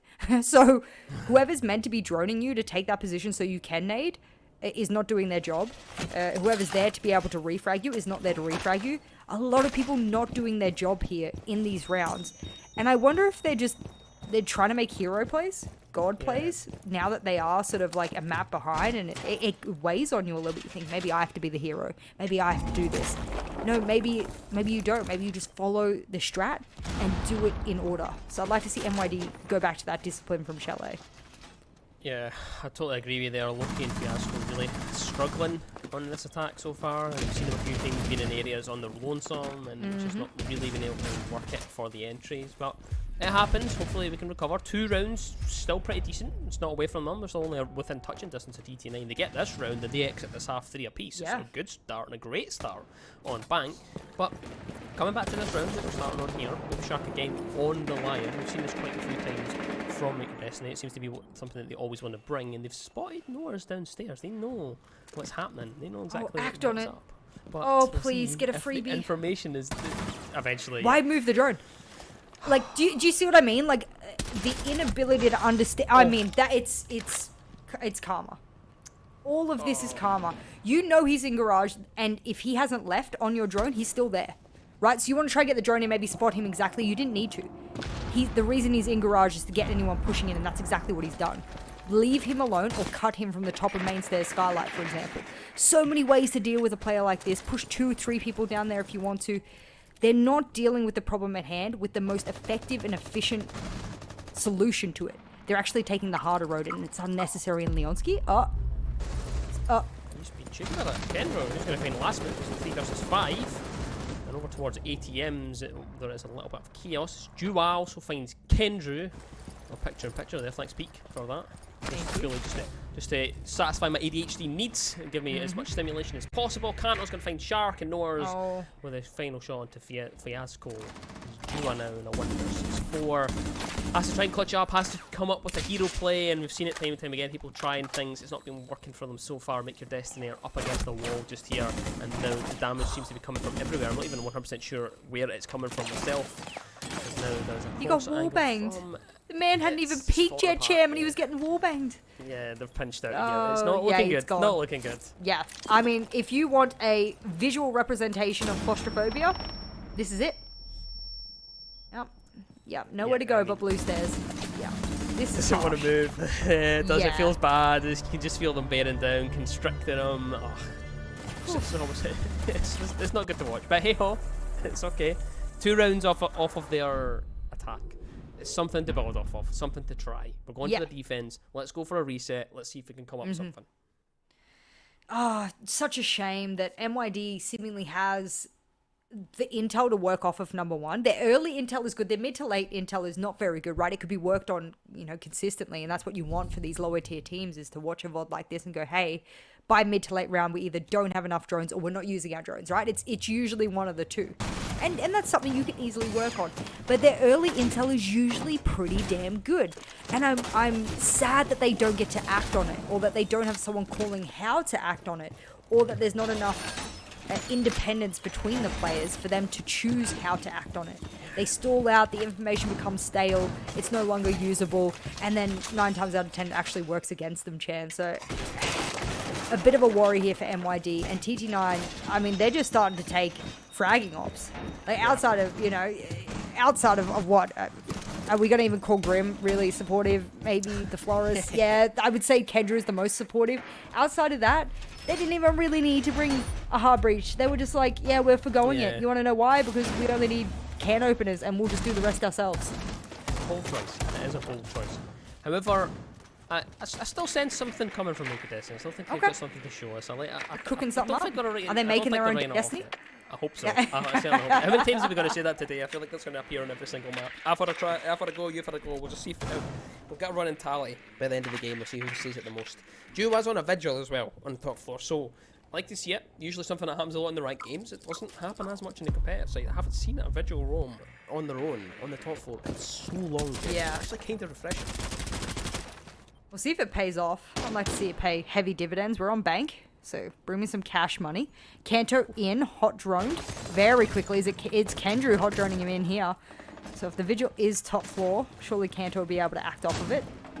I think he definitely so this is the peel off method for those wondering what it is that Juha's doing, Take the top floor, maybe shoot a couple of drones, peel off. Oh, that is a default drone spot as well that Leonski had over towards kitchen. That is going to feed so much intel to the side of TT9, and the first E1D rings out. That's really just a tentative warning one. Is Kanto is pulling the pistol on Fiasco? Oh, that's rude. Oh, that's it's bad. Rude. That is just rude. They had the information. You highlighted it. Default drone falls to a pistol. Juha's still alive. The vigil roam is essentially not being that effective, and it will not be effective at all. Is it actually made the drop there? Is he going to get away with this? Looks at the wrong bit though, Jess, and it's a 2 versus 5 because of it. Juha falls. And now we're actually all the way to a clutch scenario for Lasmu, who has a C4, so it has something to make it work. They could do something here. Can recover Loki if they can make their way there, and we'll finish one, but there's just too much pressure as TT9 look to open up quite a bit of a gap here. I was hoping to see something revolutionary with Grim. You know, when you and I casted the first ever competitive Fenrir, and I was like, this is awesome. What a pleasure. What an honor to be able to cast the first. And then we saw some really good spots and some really good usage and players playing off of it. And then Leonsky's just like, yeah, we're already dominating them. I'm just going to send some bees down to the door. And I was like, well, that was not innovative at all. That didn't give me anything. I was like, that's just the default way to use his gadgets. So hopefully things slow down this round because, of course, bringing it again, I'd like to see how he plans on using it in a normal default push. But these rounds for TT9, I mean, MYD, the roam clears so fast from TT9. They're not using any drone blockers. I think one of the biggest gripes I have with teams like MYD is that they're so rigid in their composition that when a team's really good at droning or hot droning or whatever, and they've banned Solus as well, they don't bring, a Mozzie to assist in the roam. They don't bring a mute jammer. They don't bring something. They don't have secondary players cutting off those drones. Oh, you spotted it this time. Fantastic. And this is where teams aren't adaptable enough, both on the composition and early to mid round. So MYD struggling here. It's not throughout their own gameplay. They're very skilled players. It's that they are kneecapping themselves when they go into the compositional picks. It's the same thing on either side as well, but we're seeing TT9 do a really good job reacting off of the intel, whereas Micro Destiny are doing it basically just trying to do the same thing, and they're showing basically the best and the worst of it, and it's really been painful to watch so far. I'm hoping that they can get something going here. I'm still insistent that they're cooking, Jess. I'm still insistent that they're cooking something here. Right? I'm holding out hope that we're going to get a banger of a series at least later on. I'm hoping that they can pull this one back. They did bring it back a little bit on Chalet. I'm hoping they do that, but no one's on the bulletproof. No one is on the bulletproof, champ. Come on. They're joined in the mirror. No. One does fall here. Azar still pushing in. Baby Shark takes a lick of damage. He's going to shut down two. The bar that no one was there to call the intel because the gun skill reigns supreme. And there's two members left alive for TT9. Kanto and Leonsky have to try and clutch this one out. And I did say let them cook, and they have cooked inside of this round. And they're going to continue to try and cook with the Goyos going off to slow down these two players as they have to force the issue through this doorway into CCTV. I mean, that was just silly from TT9. Rushing through garage on a mirror. I said no one was on the bulletproof. That's correct. If no one's on it, you should take that position if you can. Not sure what the thought process was there with the bees, but a little bit of experimentation never goes awry. And that round is a very, very good example as to why I think Mira is still incredibly powerful. Yep. Why teams should, when she's not banned, bring her. Why there's been a lot of talk about possibly, and when I say talk, a lot of debate. This is not obviously any kind of thing that, I believe Ubisoft is considering on an esports level, but about adding an extra ban on attack and defense, because now there are so many different operators which can really sway around in an entire map. Mirror is still one. And so TT9 bringing the mirror, or rather MYD bringing the mirror. We see TT9 bring the mirror when it's in play as well on maps like Oregon. It's a power thing, don't push it. Right? If you don't have anything to get rid of it, they decide to forego the likes of Habana, etc. So they don't have anything ranged to deal with it. Keep playing it. Keep running with it. And look, I'm gonna unpick your brain here. What do you think about smoke on non-bottom floor sides? Right? So non-bottom floor sides. I will accept the argument for open area for the default hatch plant, right? Or even for the default bomb chassis plant over in sort of the dining kitchen area. I'll accept that as well. I think top floor smoke, it makes zero sense. Who is ever in planting behind the bomb chassis, like, seriously on top floor? Uncontested. No, I feel like it's because I have a vast array of experience on smoke. I'm a smoke main. Okay. Of course, only in the ranked scene, but that's it. I'm demon on the sticks on console. Just came on. Okay. But I think it's the general. I think that's it. Simply, I think it is. They just want to hold just on the general. I gotcha. think that is the simple way to put it. I think they're just going to pop a smoke in there, or that shield that is commonly played in the hallway. I think that's probably what they're thinking. Well, whether we'll see if they brought a shield, we'll find out. Sure, I would accept it. Alas, they have not. Is that maybe an oversight if they picked the smoke and forgot they don't have a shield? But you can see Baby Shark is playing around that area, so I think that is probably where they will want to play, but we'll find out anyway. So, TT9 set things up on the southwest side. The impact needs to come out from Fiasco to try and stop that wall from opening, but this is too high Oh, my disc as well popped inside of elevator. They'll be wedged in there. They'll be stuck there. Are pretty much on a death sentence now. If they cross that, it's just not ideal for them. So we'll find out though if they can outlast this round. A minute gone, and now things look to get really set up here for TT. Ah, Captabit. For the Kanto elevator spot. Oh, yeah. I worked it out, guys. 2+2. We got there in the end. They have great drones to deal with that particular position. And guess what? Kanto, after whom the spot was named after, actually plays on TT9. So if there's a team that should specialize in getting rid of the Kanto spot, I should hope it's the man upon whom it was named after. Kendra making a sneaky play up the main Oh, staircase and will collect the life of Fiasco for it, but the proximity alarms will be beeping. He's going to get 2 anyway, Jess. It doesn't matter, but eventually he's put into the dirt from Loki on the cross angle. But it's a 3 versus 4, 3 versus 3 scenario. Loki finds 2 inside the round, and it's just back and forward all the way down to the boiling point of, well, simmering point actually. It's probably the best one to go for. 2 versus 2. Minute left on the clock, Jess, and this is where things really start to pick up, of course, because TT9, they have the site, so they need to try and, well, they have some of the site, at least this last move. Inside of CEO office, though, 50% of the site here, triple kill for Loki. Can't own a 1 versus 2 to try and close this one out for TT9. They look to be in a good position there inside of the site, but losing that pressure, not ideal. 1.5 and a dream here for Cameron. 40 seconds is a lifetime in Tier 1 play. Did he just spot himself? He did. He just got spotted in the Prisma. So they're trying to wallbang it, of course, but alas, he's on the solid wall. Drone will spot out one player. So easy to move. Oh, he went to act on the information really quickly as well. He's got 20 seconds. I mean, this is easy for an Ashina. G36 in hand. Yeah. It's very winnable for both sides. This could go either way. We're down now into crunch time, 15 seconds, and Kanto still not really rushing things. Still checking every corner, making sure to check all the angles, but there's no information to be fed back. Kanto's really going to have to force it through this doorway, but he takes the head of last move. Knows there's one in the corner, but can't do anything about it because they're not going to move. Loki just playing the patience, and they're going to win a round on their defense here. Make your destiny. They seem to be woken up a little bit. That gave me old Kanto Ents vibes. All the way back in Ents, he used to, and even when he joined G2, the way he used to play Twitch, the flicks he would get away with, just incredible mechanical skill. Of course, as one gets older, there we go, that's the one. Thank you very much, Replay Ops. As one gets older, of course, maybe those flicks diminish, or maybe everyone else is catching up. Who knows what it is, the side of Kanto and friends and team, but... Oh, one more round, please, champ, please. Let's get MYD on the board of at least just a tied scoreline, because defensive side of Bang can sometimes be a sort of area of growth on a team. A lot of people, especially when it first joined the competitive map pool after being redone, a lot of people were like, yep, attacking side. Through and through, right? Outside of the bottom floor, we can easily attack this, depending on the sort of turtle play, the meta changed, etc.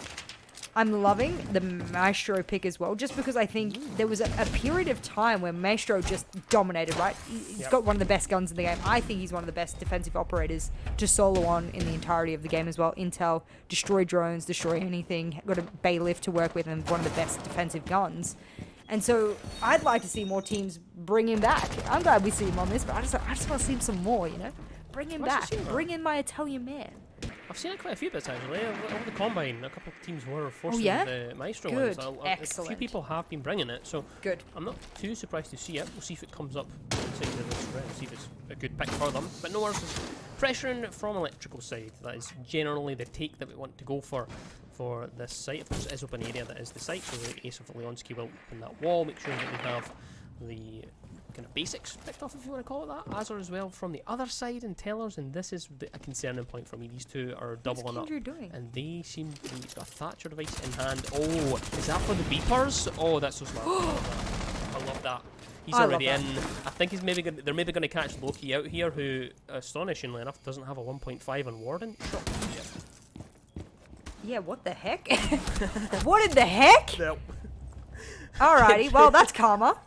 I'll teach you.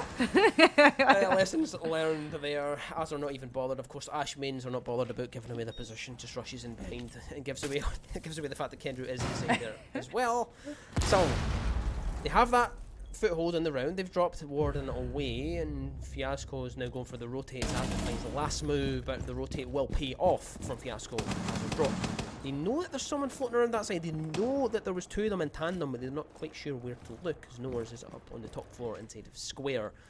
But Fiasco, he's creeping, he's slowly moving here. He's going to get himself a freebie here, Jess. What's going on in this round? This is so chaotic. It's a 3 versus 2.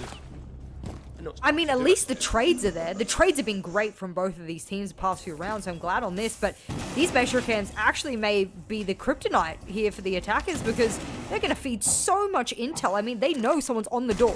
This is an easy pre-fire. You can see it being called rather to Baby Shark. So reload, 80 bullets in hand. I mean, there's just so much to play with. All of the keepers are out, so there's no more blocking ability, but you got Leonsky and Kendra. I mean, this is the dynamic duo. We're talking about 2 of the best support players. And Kendra's been on a heater today, so I'd be a little bit concerned that could still be doable. The Thatcher device will be to try and disable that Maestro cam so they can go for the plant. Leonsky, pistol in hand, will go for the spread ball, put in the dart. The coverage is there from the Alda. It does go brrr. And triple kill for Kendro as well. So 1 versus 1. They're going to play off the Maestro cams. They could be absolutely massive, but it doesn't matter because one of them has been shot. But there is still one above Jua's head if he wants to use it. Depends how deep Jua's going to go from Kendall. He knows though he's going to dance around the cubicles and try and avoid the shots to come through. And the swing will come from Jua. He finishes it off for Make Your Destiny, and they complete it. They are all the way up to the point of being equal. They've done it. They've came back. Intel. I think the more intel MYD not only has, because we've seen them do it on attack where they have intel but they don't act on it, but where they make that connection, they thread the line of being able to take the intel and then also act on it, is where the big things happen for MYD. I think they're a fantastic team, but this cohesiveness is lacking between these factors of win conditions, whereby they have the idea but they don't execute it, or they execute it but the idea is wrong, right? It's always imbalanced in some way, shape or form. And the fact that round there, yes, okay, it came down to a 1vx situation in the end, I still think it shows glimpses of them being able to connect the dots, right? You know, and the more they do this, the more they practice this, both as a team and individually, the more we will see them flourish in these rounds. That was a good one. I said the Maestro and having that intel will probably be key. Yeah. It did come down to it. It did play well and it did pay dividends. Now I want to see whether or not TT9's learned from that, because when they saw the Go-Go taken on bottom floor, they brought the Twitch. Boom, boom, boom, boom. Flames everywhere. They were gone. They did nothing. Now Kendry's bringing the Twitch again. There's going to be the mirrors to deal with. There's going to be the Kaids. There's going to be the ADSs, the cameras. So much he can destroy with this. So let's see what he does with it. Yeah, this was a pretty convincing round when Destiny were on it the last time, so there'll have to be some changes from TT9. They've decided to go with the Bs again. I'm not sure what the play is for there. Maybe you can keep a track of that for me. I want to see something. I want to see something come out of it. You always want to see like a new. I know he's not a new operator, but he's been buffed a little. He's gonna get a bit more presence here and there. So I always want to see it happening. Of course, good gun as well. The Commando 1.5. That's everything you need. 1.5 extendo? Yes, please. Oh, yes. Yes, please. Nice little roam clear coming out. We saw this from Kanto last time. They had a couple of players sort of fading, doing the peeling strat from top to bottom. They won't be doing that again. They'll start in the middle floor, probably because that rotate pinch over towards printer window is ever present. And this is, okay, this is what TT9 does. They have players who play on main stairs to cut off anyone moving down main stairs for the roam clear, and to be able to do rotate cuts. They had a C4 rain across there. The more they challenge, the more drones they shoot. That's what they were able to do, and now they helped the player in open areas. That was big from them. And while you were talking there, I've just seen the most terrifying experience I think anyone could have on this map. Kanto was hunting down Jua, chasing them down the staircase. I thought it was the Gemini clone for a second. I was like, okay, that makes sense. But no, it was the real life Iana. It was Kanto chasing them down. He escaped for now. Just a little bit of damage.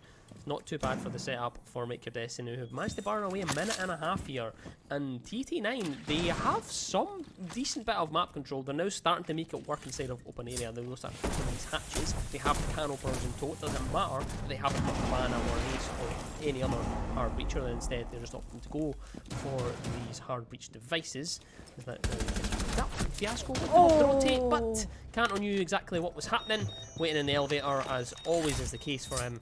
He gets that shot and he gets that finish as well, and that means that they are the driving stages now, TT9. Leon. I'm watching him very carefully. Where does he manage to use these bees? It does look like the point of the bees is to just spot anyone who's peeking from door or mirror and then just spam shoot it, right? Just pre-fire it. And that's all well and good, but you know they're going to be there anyway. So it really doesn't allude to anything other than what you kind of already know. So it doesn't change anything. I don't think it's going to be that powerful. Leonski actually has to be the one to drop as well, so he can't shoot the bees as he drops in plans. Norris has dropped into Vault as well, but last one finds Kendrew, and it's a 3 versus 3 scenario. It's going to be 2 inside of Red though, but through Vault, Norris does come, and it's now boiled down to a 2 versus 2, 20 seconds on the clock. The plant will be attempted from Azar. Surely they'll hear that. C4 goes deep, but it's not covered there. Doesn't shoot it out of the air. It goes off and makes your destiny. They're sitting on map point, Jess. Oh, Lasmo's so good. I think Lasmo, like, out of the... It's like 13 kills now. 13, 14 kills. I mean, just take the kills, take the kills away from the factor, take the KD and whatnot. Of course, that informs his stats, but take it away. Look at the decisions he makes in the dying seconds of a round. Look at the decisions he makes in the mid round, both on attack and defense. Look at the way he uses his utility and he prioritizes it, something that a lot of even tier 1 players don't do. Yeah. I love how Lasmo plays. I think he's an incredible addition to any team, especially from a flex support position. Obviously, way more supportive you would want him, just considering how incredibly cerebral he plays. He's smart and he has good aim to go with it. So I would say out of all of the players that we've got Combine going on at the moment, so there's heaps of players you can watch up and coming. But out of all the up and coming support players that you might be looking around, Lasmo's got to be on your top 10. He's got to be there. There's no doubt in my mind. Yeah, you highlighted it. It's always good to see people prioritise utility to use the C4 there in that position, commit to it. We love it. I love a wee bit of utility. That's what we're here for. That's what we want. And speaking of utility, observation workers just more often start jumping to the janitor this time. Yeah, I don't know how much of an impact. They're very difficult to identify if they have an impact or not. And that's the hard part of Siege. There's so many variables that you can't really track, those being one of them. Of course, maybe there's a line of sight points that can be added to the game, but for us here in a competitive setting, we can only hypothesize how they work. Double window break. Noah's waiting for a drone to see whether or not he's able to pop anyone as the window opens. And make your destiny. They've done this hole before. They're very used to bringing the castle and all of these lines aside. It ended in a bit of a scurry in the previous time, so we'll see whether or not TT9 has learned from that. The repels have been set up. Kendrew's on the roof with the sledge, of course. Is he at Skylight? Is he at main stairs Skylight for a particular reason? Don't let it be that he hops down, because if that man hops down and gets...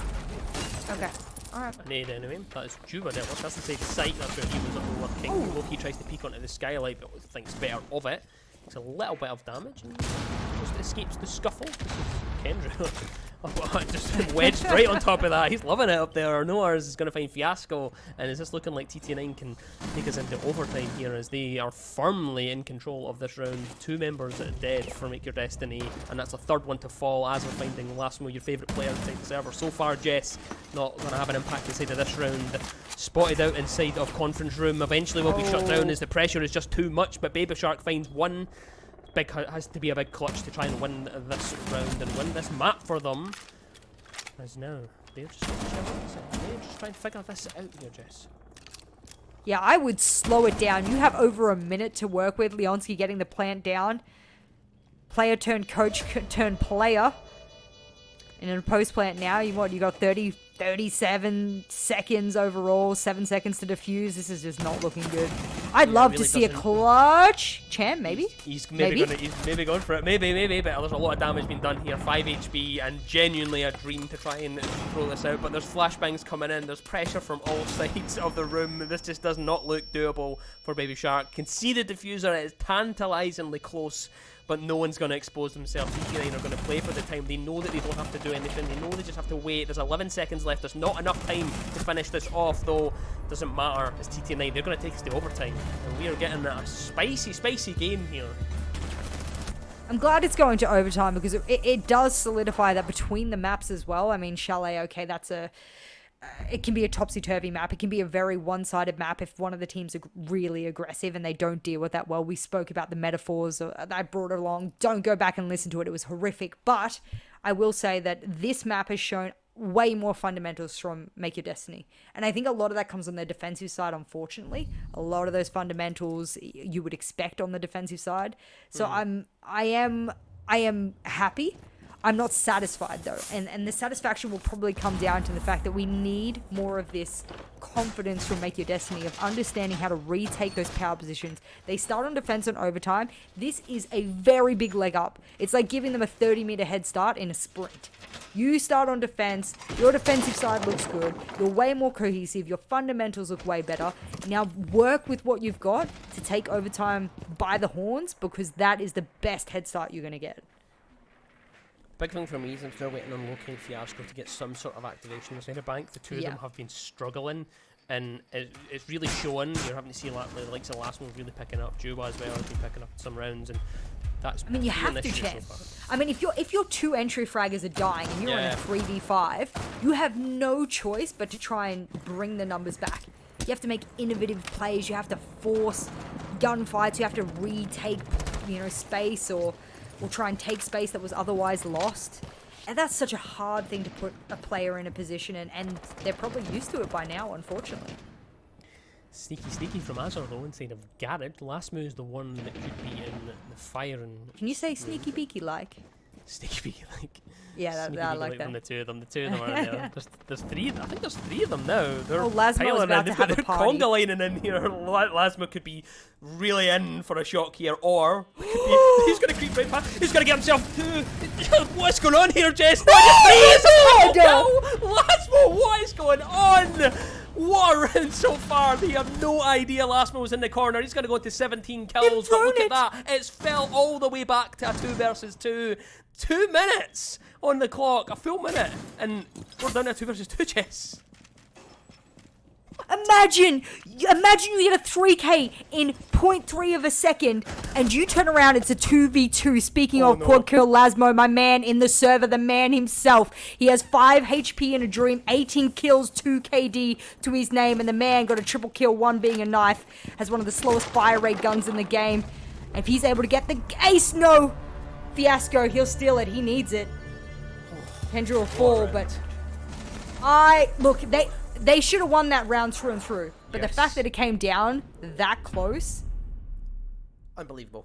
Oh my God. We can all have a breath for a second. You know what, let me grab my water bottle. Don't worry, our producer has it in slow-mo as well. Look at this. He doesn't know where to aim, there's that many of them. Eventually just sends it, runs out of ammo. I'm going to go for the knife. Oh, love it. Chef's kiss. Wow. That was really well played on the third as well, because when he saw the second, it's fair to say that in the 0.2 of a second he has to register that there's 2 people there. He thinks it's just 2, right? Usually a roam clearer and then a trader, a refragger behind him. But the third, that man had to run back and choose between, doing a reload or going for the knife, or I don't know what secondary weapon he had there, but yeah, we'll see. But speaking of taking a quick break... Leonski, out of sound. I think we need it. I think can we take a break? I need to... Just to take a note, there is going to be I think we'll go to a rehost very quickly, but I'll just take a note. 18 and 9 before, because we're going to lose that. So we are going to lose that. Yeah. We will lose that, and I think that he. Can you see the sweat? It's so hot in here. Oh my god. Oh, at least it's been hot in the server. Blank has been a heater of a game. We were, the first half of that, we were feeling I don't know about you, but I was feeling a little bit demoralised, a little bit. I could kind of feel it slipping away from me. Destiny, I was a bit like, some mistakes, but they really put on a show the second half of Blank, and I'm hoping they can continue. I'm hoping we can go all the way through. Well, after that round, I kind of want to see them take Bank, because, you don't pull a triple kill like that. Yeah. And then manage to pull a quad kill, almost ace, in overtime of a grand finals, unless you really, really want to win. Yep, exactly. And I can't remember what it was, but there was an event, one of the majors, where the losing team actually had the MVP player. It almost never happens, right? Usually the winning team will have the MVP player, and I can't remember what event it was. But I just remember thinking, you have to play so fantastic inside the server and lose to get MVP of whatever the series might be. And in a grand final, that's a lot of stats you have to put on the board because there's a lot of rounds that you can accrue that. And so for me, whilst Lasmo might not walk away with a win, there's still so much opportunity for MYD to bring this back in this best of 5. They're only one map down and they might be able to even it here on Bank. I just hope he gets a nod. I don't know if we do votes for MVP here in Talent League, but if there's a chance for us to do votes, I'm happy if TT9 does end up winning the best of 5, that it's 3 TT9 players and then 1 singular MYD player and it's Lasmo. I would have that. Yeah. Well, something to find out, of course, it is just the one map now. So I know it's 18 and 9, but this is a slog of a game. And the thing is as well, the thing I need to highlight, I think, is yes, a good performance, but the thing is the reason that performance has had to come up is because the entries aren't gunning. They've not been letting their shots. They've not been really anywhere they need to be. So I mean, that entire first half, there was only 3 kills between them in the first half. Not ideal from the entry players, and that's why your support players have to step up like that. And thankfully for MYD, Lasmo's doing it. Yeah. No, I'm loving it. I looked back at some of the sort of TT9 score, and the last time they played Bank, I said it was against Myth Esports. I mean, they 7-2'd them. I mean, they didn't have any trouble with their attack. They didn't have any trouble with their defense. They lost 2 of their attacking rounds, and, like, that was it. Outside of 2 of their attacking rounds, which is okay that you kind of throw under the rug, unless maybe it's Coastline or Chalet, and then you worry a little bit. But, I mean, overall for Bank, you can kind of throw those out the door and walk away and be pretty satisfied. Going into OT and possibly even max OT on Bank and your TT9, you haven't been thrust into that position on this map in a while, right? So you're thinking to yourself, this is not what I'm used to. This is not the outcome we expected. They're experimenting with the likes of Grim and whatnot. So, okay, maybe you can just say the experimentation might work. But I know they want to win. They're not here, you know, it's a grand final. They're not here to experiment the same way they did in their previous games. They're here to win. So we'll see whether or not that changes around. But this... yeah, we'll see as Leonski loads back in. I love how I say, what is he? Player turn coach turn player. PCP. Exactly. Player coach player. Yeah. It's been a good game though. It has been a good game, and I'm glad we've got that because, you know, like I highlighted, that did feel like it was maybe slipping away from Make Your Destiny, but it's feeling good. It's feeling good, and I'm hopeful that they can win this one out, because if they lose this now, their mental going into that third map will be chalked, and I would never. It's an awful situation to. I'm always of the mind that I would rather lose a map by a decent amount than lose it in overtime going into it, because it's so difficult to get. Oh, we're so close. We could have been equal, and being equal going into that third map is way better. Way more than the 2 maps. So I only having 1 life left. Oh, it's so different. So. I would like to see that. Just waiting to get back into the game. That's it. I'm looking for map 3, Cham. Map 3. What is map 3? I'm scrolling up, checking my map. Theme, actually. I was going to say, if theme is the 3rd map, which the confirmation come through it is, that, and you've already spoken about, you've already alluded to it, it is not a common map anymore. Why? Yeah. Well, yeah, theme park being one of those maps, it's very defensive sided. When we're speaking about sidedness and you keep wondering, why does that Australian girl keep talking about it's okay to lose attack or it's okay to lose defense? Well, yeah, on theme park, it's okay to lose attack because 9 times out of 10 you lose your attack. It is not okay to lose defense. Speaking of losing defense, this is something TT9, if they do, then they are down a whole map. It'll be a 1-1 scoreline in the series. First map going to them, Chalet 7-4. Second map would go in overtime to MYD. MYD, look at their composition here. We saw them get rid of Dokkaebi before. We've seen Dokkaebi off the board. This time they want to bring it. Is that to aid in the roam clear? No! Boys! Turn on the sound. I don't know. Plug in the earphones.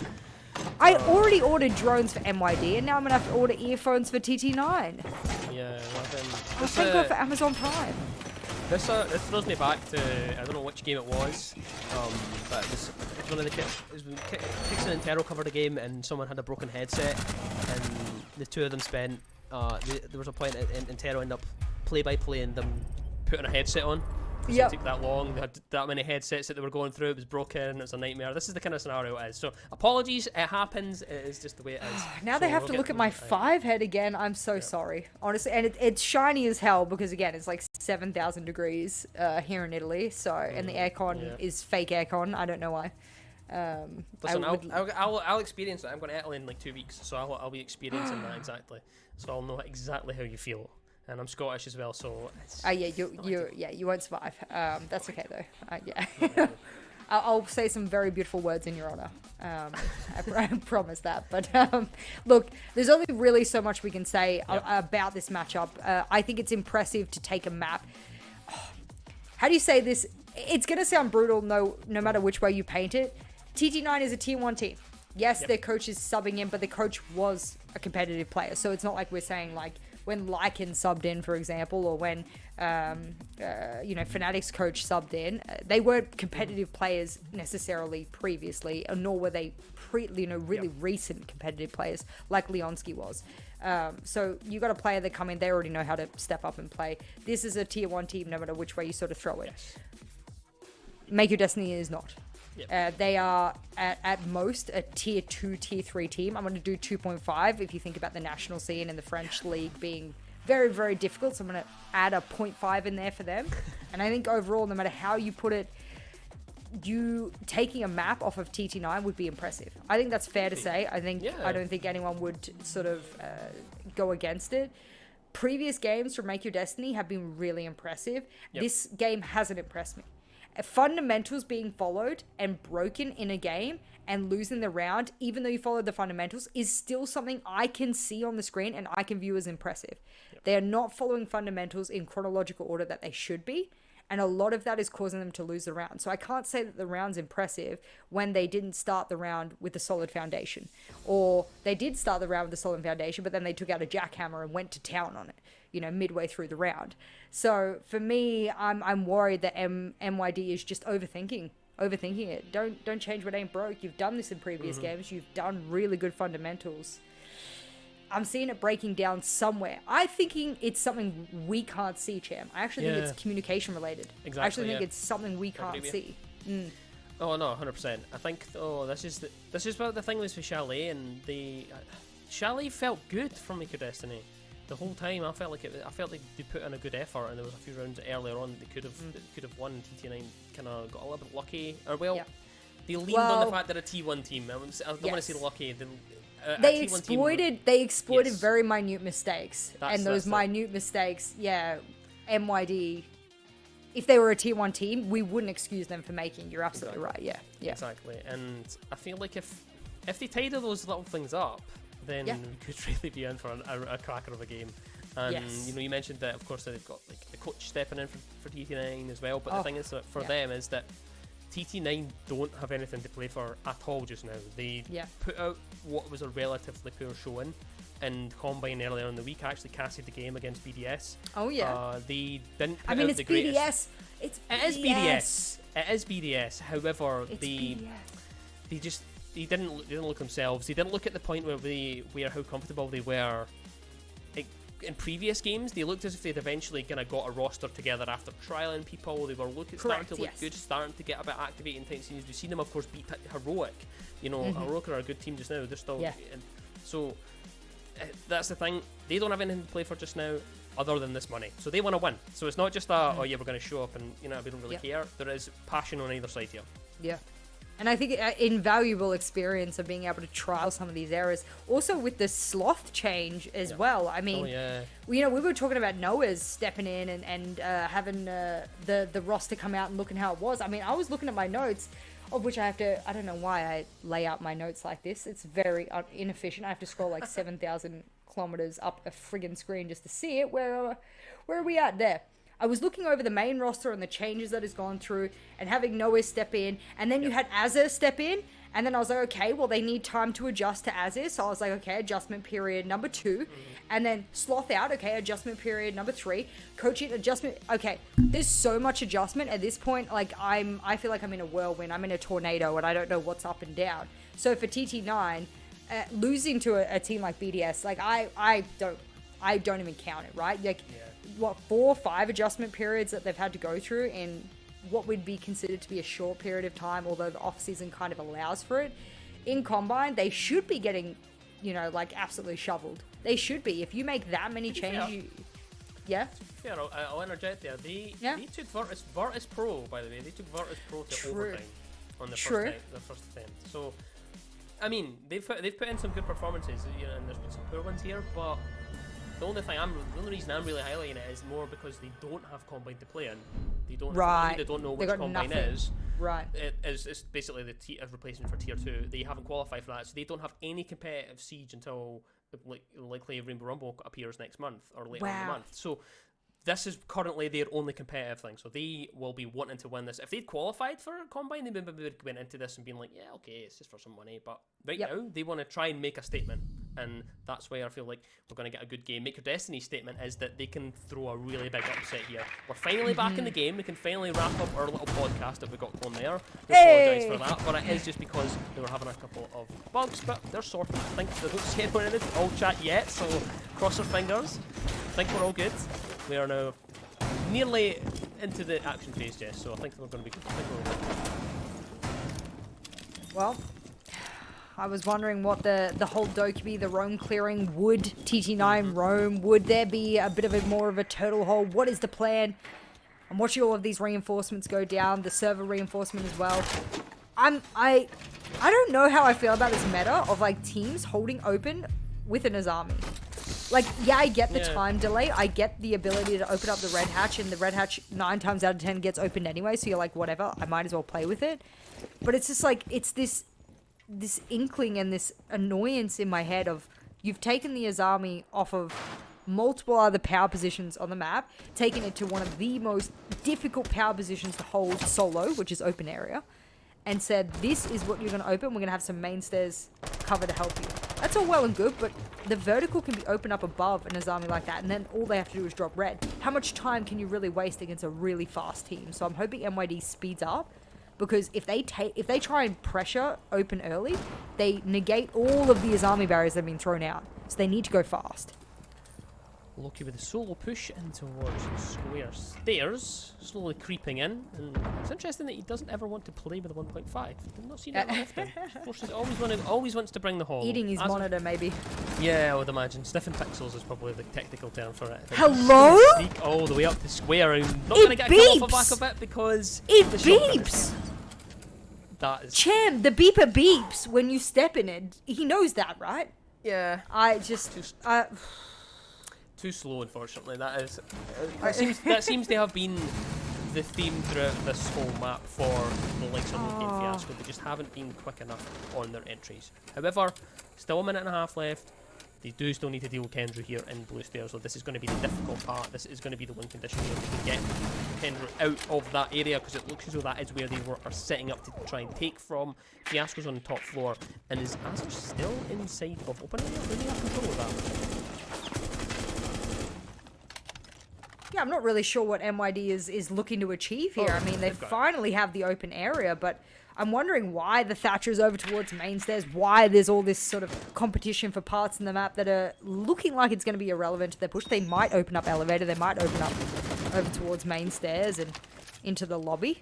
I believe that was either tricked or they're worried about it being tricked. Leonsky, of course, having the Kaid to work with. He's over towards Vault, so he's not going to be in working position to be able to deal with it. The other Kaid's over on server, and this is for Kendra. This is the blue stage you were talking about. Flashes go in, hatch not open, so surely they die. No cross coverage, and yep, there it is. Smoke Babe, it claims its first victim. That is Baby Shark dropped, and it looks as though this round could be slipping away from the attacking side of Make Your Destiny. We look like we could be going for the full max OT inside of bank, as Jua now has to try and go in the main staircase. No information whatsoever, has to just try and face check it, but one kill is found as they drop the hatch and get aggressive, but it's dropped all the way to a 1 versus 4. It's not going to be enough though. Defenders of TT9 take the round, and this is going to be decided on a defensive round for Make Your Destiny. It really is, isn't it? I mean, you hate to boil it down to something so primitive, like side of the you know, that you're starting on, or at least that you're ending on in overtime, but that's what we said gave the huge head start for Make Your Destiny in this overtime. Do they take their defensive sidedness and run away with it and walk away with this map win and bolster themselves an opportunity to really make a run here in this best of 5? This round, they've decided to go open area. This round, they've got Lasmo back on the Thunderbird. This round, I actually think they don't know what the push is going to be from TT9. Now I'm going to say this a little bit differently, a little bit more clearly for those who don't understand what I'm saying. The last round that Lasmo played and 3 people crouch walk into Garage, TT9 is not going to do that again. That's ridiculous. That is not going to be replayed. So for Make Your Destiny, they have to go back all the way in their memories and go, okay, TT9, they're going to... Oh... You know, they're not wrong, Chan. You want to know how I know? Because Lasmo 3K'd. And I screamed my guts out. Yeah. Yeah. Kendra's like, I don't care anyway. So what, if they win that, that is very bold. That's a bold statement, Cotton. That is bold. We'll see whether or not it bold. pays off for him. Yeah, we'll find out in just a second. Hey ho, for The viewers at Observer's home, still speaking about it. Thinking about it. For the viewers at home, if you're not sure what is going on, this open area shouldn't be playable. That's the issue. They've already won it, so they Correct. shouldn't I was just talking about it. That's the issue. I should have known. However, it seems to be, if there's no protest notice, TT9 don't really mind. So, they seem to have an idea of what they want to do. It's a roll of the dice though, Jess, so we'll see how it works out. And there's also smoke that's present inside of Make Your Destiny's draw something.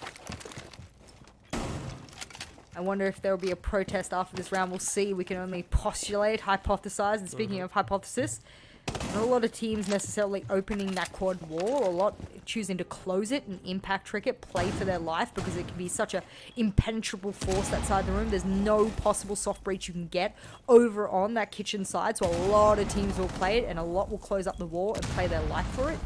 No C4s to be able to deal, at least not in striking range of the player above. That's the Buck, Leonski. Off the Grim, but this time he's brought another operator with can openers. That's going to be Buck. As he opens up a lot of this side, I mean, there's so much that the defenders need to do. They need to dip, dive, dance, and dodge, and as they do all of that, half the round has elapsed, and no one's really engaged anyone just yet.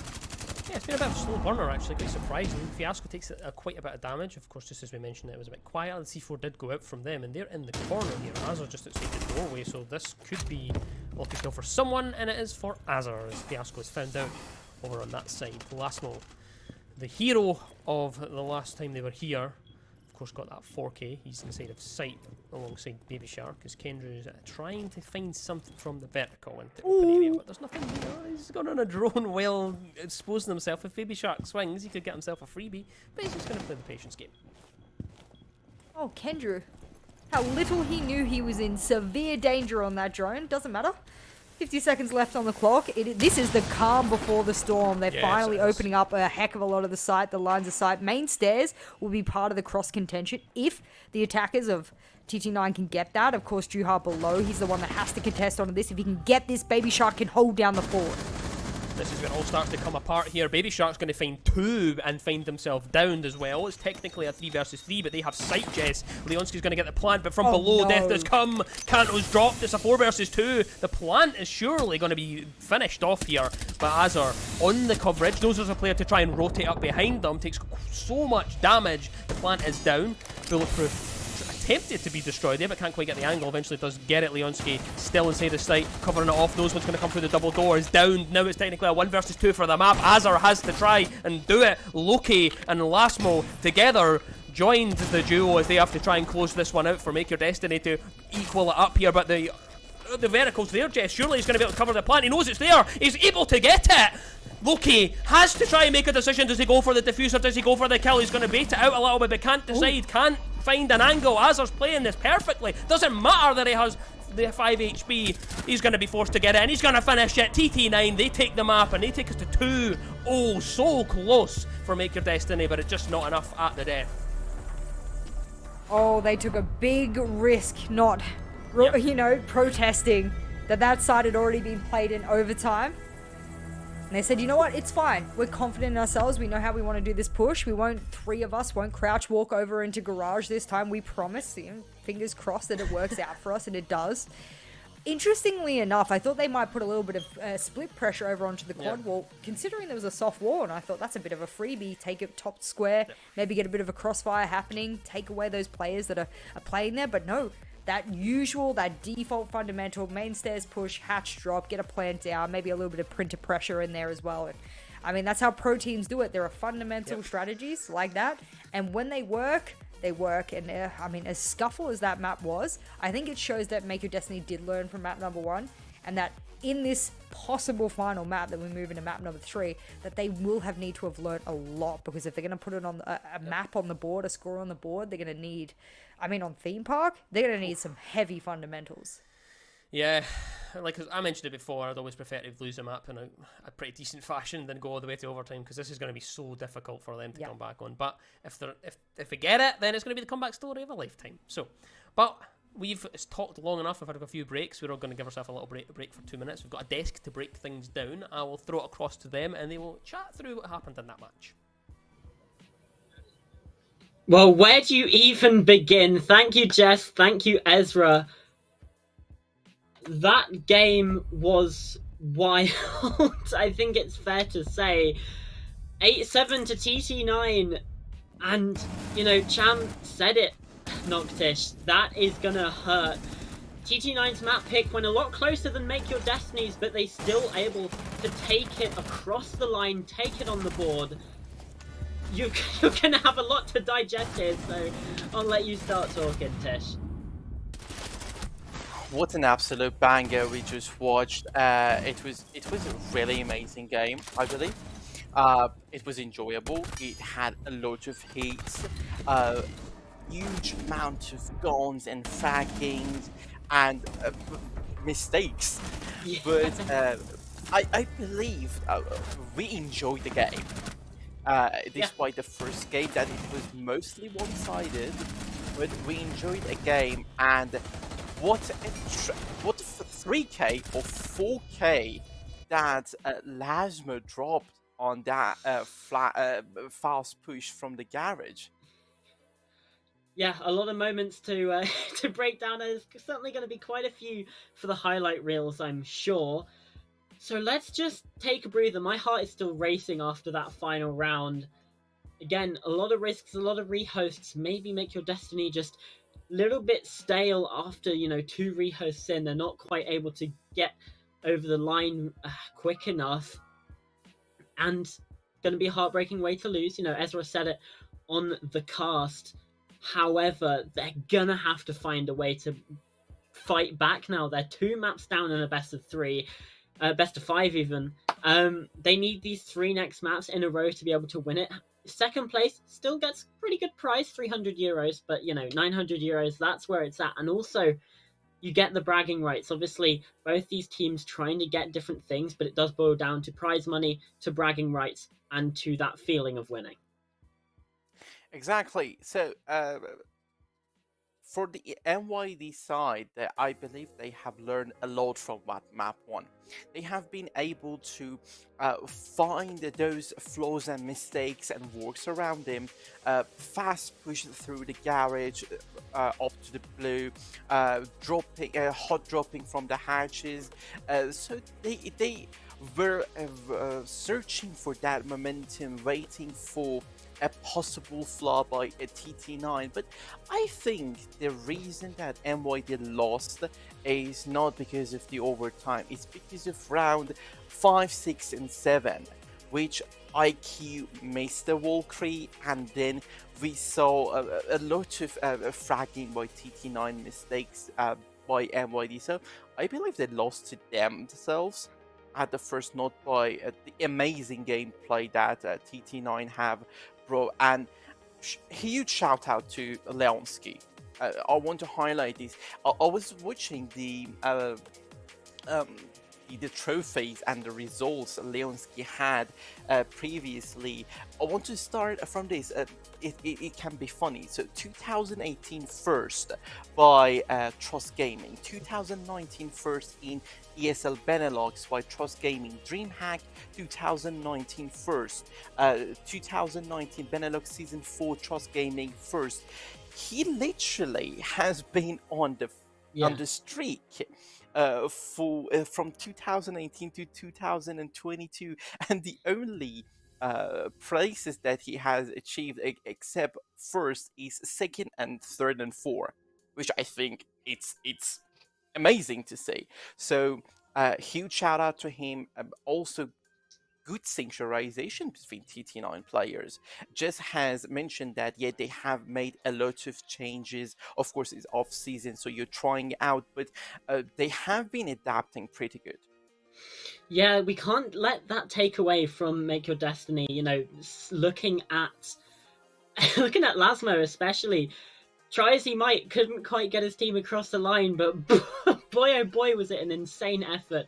I didn't quite catch whether he was able to break the 20 kills, but it probably likely. I know before the rehosts he was on 18 kills, so in 2 rounds getting 2 picks, probably pretty likely, especially for a player of that caliber.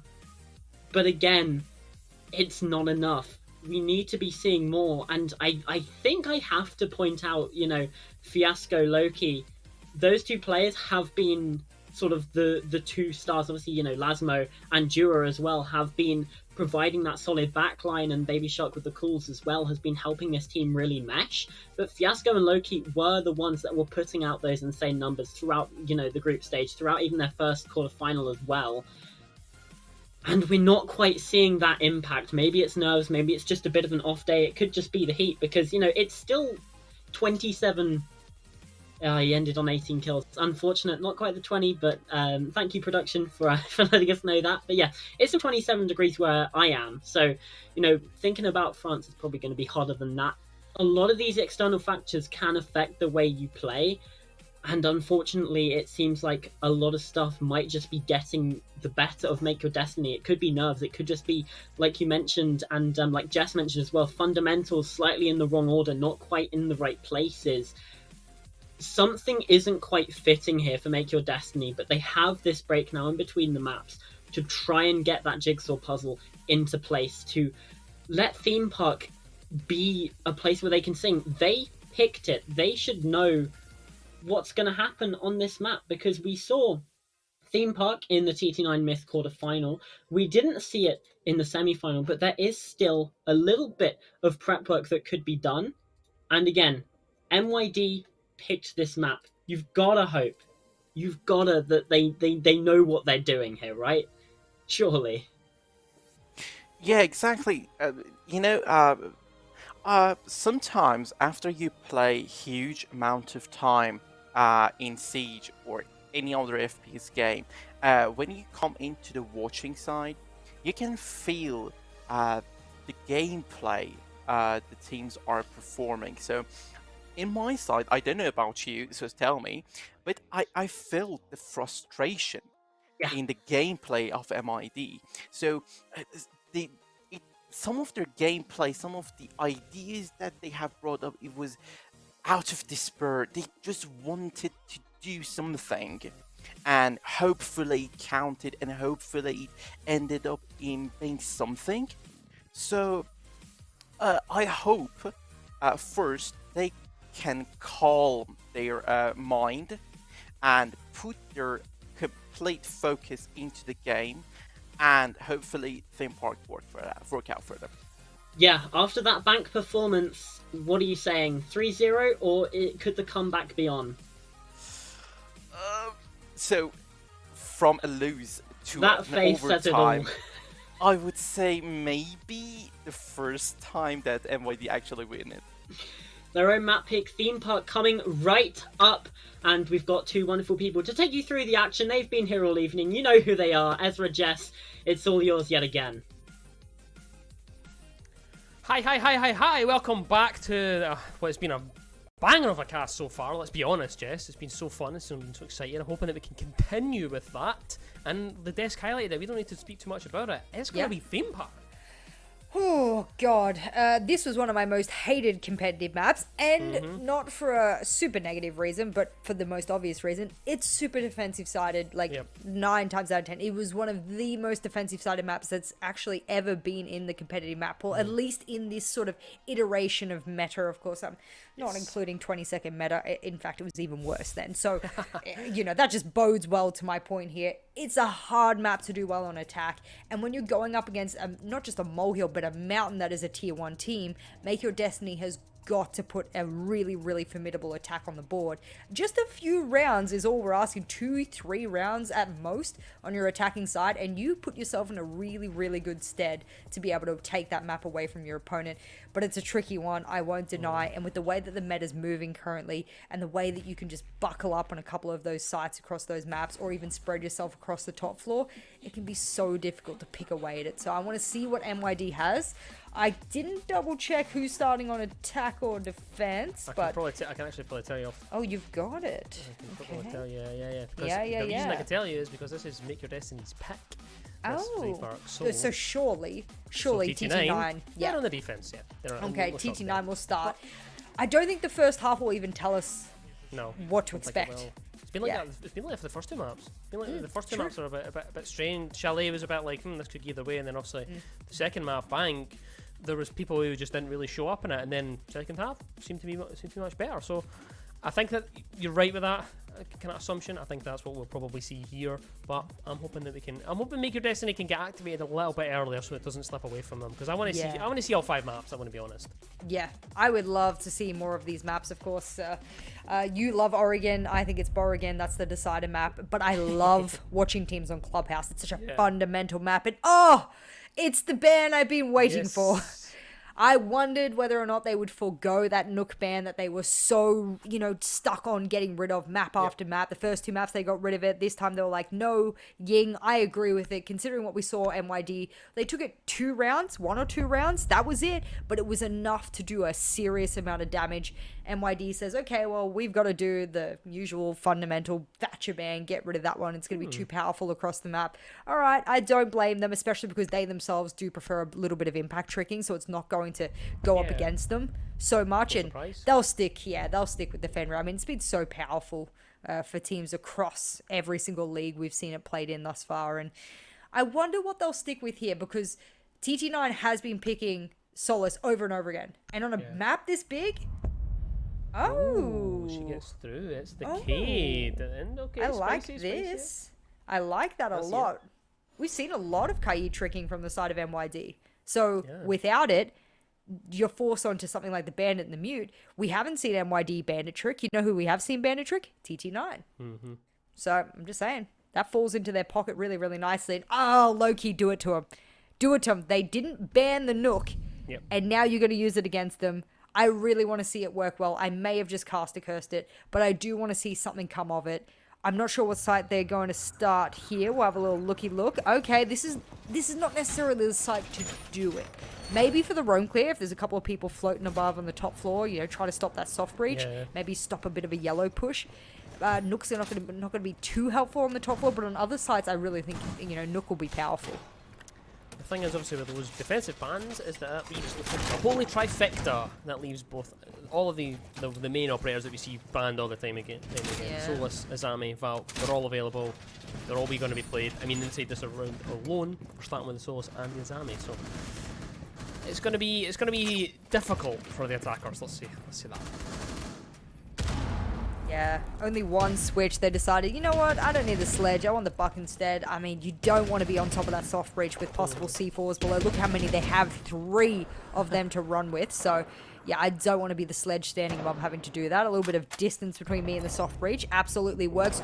Oh, I love a bit of a counter spawn peek. My man Lasmo, I don't know, bias kicking in here. I don't usually do it, but let's have a little bit of fun. Mozzie falls early. The pests were already put out before. 1 C4 drops. So is it a huge loss in the scheme of things on a very, very defensive map like this? Not necessarily, but we'll see if MYD can catapult that into a little bit of momentum. Could be a statement piece, but they're still trying to deal with the other player that's on that side of the map, which is Azar, who's trying to reclaim some of that lost territory. No shot. They're droning very close. Loki, another mistake, and again, slow traction for him so far inside of this one, and it's been the case. It's been unfortunately the case for his day. He's just not got off to a great start to these maps, and now we find ourselves on an equal footing just now. Great C4, great understanding and map awareness, a little bit of game sense as well chucked into the mix. And now that they've grabbed that opening frag to at least even the number count, the stalling out from MYD that we consistently see is present again. and these drones that they sent out, so you can see this one flying across the map right now, there's no one really on it to be able to act on the information. So Juha might find, you know, someone playing over towards arcade, someone playing over towards barrels and whatnot, but no one's really within striking distance to act off that information. So Azir right here hiding over towards daycare, he could just sit here for free for as long as he wants. Nowhere's is below. There's an opportunity to quickly run up arcade to provide assistance should he need, and this stalling out is allowing at least Juha to make some of those verticals for a yellow play. But does Lasmo really have the opportunity to push over towards yellow, get the Warden Isle off number 1, Cham, and then number 2, they don't even have bathroom control. So if they throw anything on the wall, anyone can swing out. I mean, this is double dangerous. Do they know? Is Noah still up here? Azir's still up there, yeah, and he's going to get one, and there's almost a TK, and I was about to highlight, I was about to say, Azir, he seems to just be playing Vigil without playing Vigil. He's completely undronable. It happened on Chalet as well. He punishes them for it. And it leaves Make a Destiny in a 2 versus 3. They're just not utilising these drones, not utilising the intel to the best of their ability. But at least Shark does know there's someone inside of storage. And a little bit of a Mexican standoff as they wait for someone to peek. The hatch is open as well for the ace of Lasmo to drop if he does want to go for it. But this is a horrifying sight to try and attack when you've only got 2 people left, because it's 2 doorways. You need to try and funnel through the wall, and yellow is open. Lasmo's managed to get himself in. No one's paying attention. He's inside the split. He's going to go for the plan. And also the player in the bathroom's killed off, but the diffuser is dropped and it's closed off here. TT9 were aware of it. They came back. Almost a big mistake, but the mistakes just seem to be going back and forward on this map already. Where was Leonski that he was able to run in split door? Okay. It's like watching people shapeshift on your screen. Like teleport and shapeshift across your screen. Because I thought, okay, well, they don't have bathroom control, they don't have toilet control. Bit of replays up here just confirming the defensive sidedness we've already discussed. I would hate for MYD to lose this series based off of lack of intel, because at a tier 3, 2, and 1 level, at those fundamental high, because that's high competitive play, right? Yeah. From tier 1 to 3, that's high competitive play. At no point should droning be your quote-unquote biggest weakness, right? Usually it's acting on the intel, which we discussed before. Usually it's refragging each other. Maybe it's utility countering or countering the counter. Those more complex aspects of playing Siege, you know, as strategy FPS, as difficult as this one, those should usually be the problem. But for MYD, it's actually just using their drones, which... that is a very big amateur and rookie mistake, and it shocks me a little bit because I've seen them show their prowess on other maps and other series, so I wonder what's stopping them here. Yeah, it's a bit of a shame it's easy to see the same mistakes coming through. It really is that simple. If they just tidy up that thing, then they will get better results from it, and I'm hoping that they can do that at some point, but it'll be difficult to try and find that, because this is the only map so far that Solus has been available. Currently, of course, got Kendra on it. It's juggled. It was Noah's last time. Kendra gets a shot on it. We'll see who gets to play on it in the round after this, but setting things up on the east side. This seems to be the take. This seems to be what they want to go for. It's cash push, as always. Usually it's kind of like Chalet. You always attack from the opposite side of the bomb, and of course it's lab and storage of all the places to go here, Jess. That wouldn't necessarily be my secondary site, personally. It also wouldn't be my third site. I wouldn't necessarily think of that. Cantor has to hit the deck because he's been sprayed through those cash walls. A little bit of intel thrown over. Is that a ratty person under the desk? I mean, they know MYD don't drone well. They know this. So by ratting in these corners, as amateur and as rank-like as that look, that's actually a very, very good counter to do, because they know they don't drone. And even at a tier 1 level, if you were able to identify that, you do well. Listen, we've got to put some money on this and say that we might see a calf at some point because of this. Imagine. I think horrific. Right. If there's a map to do it on, it is Theme to do. He's still in there. Kendra does not want to budge. He's sitting down for the long haul there, but that phone call will give away the position. I think Juha was close enough to hear that. Depends on the earbuds, though. Let's be honest here. Yeah, he's holding that angle. He knows. Oh, you've spoken about so many Mexican standoffs. 90 in hand. Headshot's really the one that they play with here.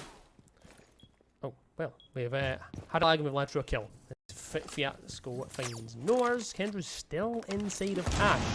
No one able to take them on as of yet. Drops down as well and will get himself a kill off the back of it. Knew exactly where to aim, knew exactly what he wanted to do with it. but someone has to be aware of the fact that he's on that side of the map. Are they going to be punished for the same mistake again and not making sure that they have it? No, Lastmo's there. If there's going to be someone to drag Make Your Destiny through it, it will be him. Azar finds one though. And we're in a 3 versus 3 scenario. We've got 40 seconds on the clock. Juha's still upstairs, Loki inside of barrels, and Lastmo perched up inside of Split. Just holding that longer angle, make sure that they can cover off anyone that could go across the lab, but no one's going to do anything as such as Azar's in the corner. Juha trades and gets Canto. Well, it's Canto that trades actually, and falls. Yourself from the dying embers of this round, Jess. 30 seconds on the clock. Leonski still inside of sight. As the rotate can move around, makes it a little easier to manoeuvre. The flashbangs come into the bathroom with Goyo canister on top, and that'll slow them down for now. Azar still in the corner, he's going to get one, and again they are punished for the lack of intel. He's looking for 2. C4 is going to go deep, and surely that's going to finish the round. It doesn't, but the time is going to just tick away as Juha can't do anything about it. Leonski gets the final shot and final save. TT9 take another round. Scrappy.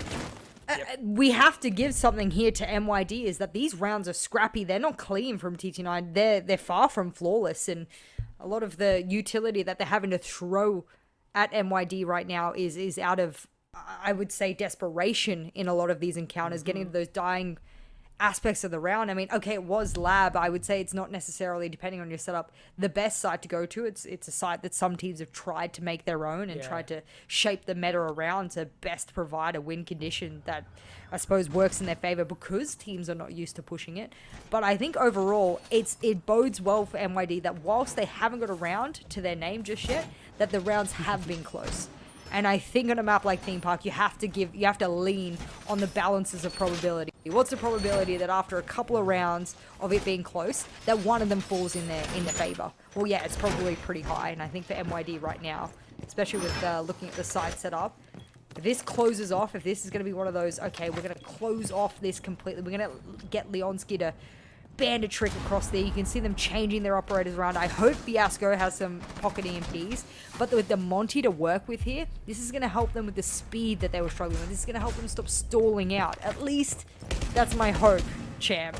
And with the bandit tricker in play, you can easily bandit trick pocket EMP, so I hope they have another way to deal with this.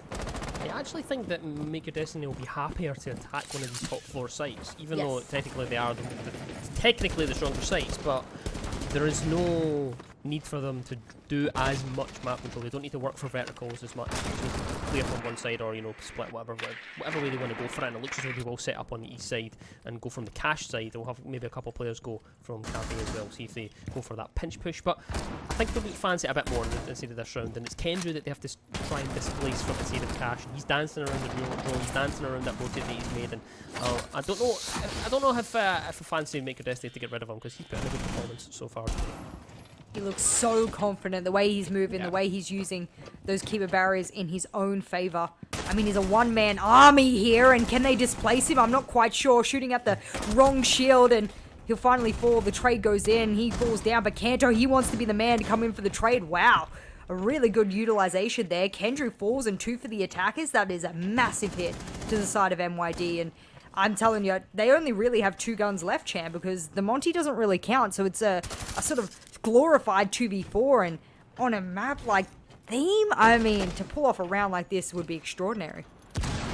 It certainly would. The thing is, they still have the MPs, they still have the hard breach availability as well, so they can still get that initiation wall opened up. Yes, of course, there is a bandit, so they'll have to work around the bandit trick if it does come, but they still have what they need. They still have frags as well. So, well, at least 1 frag now. So, we've got a little bit to work with, Jess. I'm not going to write them off as of yet. I think we've still got some potential. I think they have something to work with here. Juha going for an interesting choice here to go along this balcony at the top of the yellow staircase on the Monty. Just trying to aggress somewhere, because this is the midway point of the map. This is the difficult part to get past. We've done the hard work. We've taken the map control on that side, but now we need to try and get past these choke points. And it looks as though all the guns are trained in that direction. There's no one splitting up. They're all just going to try and... This is basically going to be a war of attrition, let's be honest here. I think that's the worst part about it, is, you know, you just have to take so many 1v1s. They're trying to isolate. You see Lasmo, please peek me, and a Monty, and Baby Shark, he'll get the first. First one falls, but there's another one go, and Baby Shark is going to be down, then it's a Monty that's left to do it. But Azar finishes it off. TT9, they go 3 rounds into the lead, and that's a full cycle completion here, Jess. And, you know, I'm not getting concerned yet. but it is theme park, so we'll let it go a wee bit now. Yeah. I think when we get to 4 is when it starts to get a bit. I mean, completing the full site rotation, it's almost like, completing the Thor thing, what's that called? It's just every single piece of the puzzle's put in, and you're like, okay, well, they're capable of it all. We have to change something, and every time you change something, you risk, moving more and more away from the known. And for Make Your Destiny, I mean, they're so usually rigid, especially on their attacking side. They follow the step-by-step. When they lose a player, they stall out. They have to reconsider a brand new plan. There's not a lot of innovation on the team, and you can see them now. Okay, get off the Maru, jump back on the shield. Okay, bring the Nook again because they didn't ban it. Okay, let's do this. All of these things are all well and good, but I don't see much actionable change. They could bring the same composition, but how much of that is actionable change? How much of that is them turning around and going, we're going to take top floor, we're going to get the verticals, last time we brought Buck, this time we're going to bring Sledge. None of that seems different to you, does it? It's like taking, potato chips, and I ask for salt and you ask for salt and vinegar. I mean, same with a little bit of different taste, right? Yeah, I'm just watching the background there when you were talking. The picks on the attackers, we've seen quite a few different rotations. We seen originally Juha was on Amaru, and then Monty, and then Dokebe, and then the Sense came out with somewhere. Are they confused? Is there a lot of discussion? There's definitely something going on there. I don't know if it's indecisiveness. I don't know if it's maybe we should try this. Maybe someone's made the call that look, spotted something. I hope that's what it is. I hope that they've picked these for a reason. So again, we'll see how it plays out. Kendrew's going to be the one to try and he's been the hardest one for them to deal with all day. And I think I think if they can get on top of him, that's where they'll start to find some success. Well, I'd love to see. I mean, we got a Grim. Unfortunately, Fenrir has been banned every series, but we got to see what the Grim had to play. I mean, Loki has the worst luck of any player I've ever seen try and make an entry. Kanto double for the trouble. Baby Shark will fall. And it means that we won't get to see any of that innovation from the Sense we were hoping for. I mean, it is painful to see roam clearers who can't roam clear. Yeah. And that's difficult. Yeah, I mean, it's the same story. I feel like I'm having Groundhog Day, deja vu, whatever you want to call it. I keep seeing this over and over for Make Your Destiny, and I hope after this series they're able to identify that their roam clearing is lacking. It's not just their fault. Lasmo needs to be hot droning him. It needs to be telling them, follow my drone, act on the information I call for you. There's a lot of missing pieces to this puzzle, and right now, that's a great bit of isolation onto Kanto. Maybe even the numbers count, and they still have flashes to work with. They can still open up these walls. I want to jump on your positivity and optimism train here from last round and say that there's still a possibility. But if they lose this round, I'm saying it's almost a lost cause. Yep. Kendrew, what I like to call the Pengu impact nade. Just chilling right at the back, deep and thrown, ready for it. Kobe in that deep and try and go for the impact trick. We'll see if it works out. It goes deep, finds one. So that's at least one ace charge dealt with. Still another one in pocket, and the second one as well. So now, it's down to the last chance. Saloon, one final ace charge. No more impact, so it will be open. And Kendra's aggressive towards it. It's going to hold very tight. We need to keep the barriers to plug that hole and just waste as much time as possible, because now we reach the last few seconds of this round. 35 seconds ahead is spotted. It is the Azami of Kendrew. 2 versus 4 is Noah's finds Yuha. He's actually found 2. He's made a rotate round behind them, and they've not really paid attention. He's punished for it though. Still a flick there from Fiasco. As he finally, it's just a confidence boost. This is what I wanted to see. I want something from the entry. We need it. Even if they lose this round, he's managed to get a couple of frags. Hopefully that's enough. But having to melee through this wall here is a nightmare. Deep towards his left is of course the Azami, but it doesn't matter because Leonski knows exactly where to train their gun and finds the kill onto Fiasco, and that finishes it off for that round. The TT9, they're 4 rounds in the lead. It's a hard side to push. It is hard. I mean, if you've got players that are contending for other parts of the map, you run out of time the moment that you have to clear them, the moment that you have to contest players either towards maintenance or whichever wall of the 3 that you're looking to go open. It's a difficult task, and you need really confident and efficient roam clearers to deal with that. As the only way you can get map control and map wins, or rather round wins, on this particular map, because it's just so difficult on attack. I called it off after this round. I said, look, they've done the full site rotation. They're back on a lab. It's an interesting site, secondary site, and I will live by that. I think teams who love to go to lab are really relying on the fact that a lot of teams don't practice this, that don't scrim this site often, so they're really relying on that surprise factor.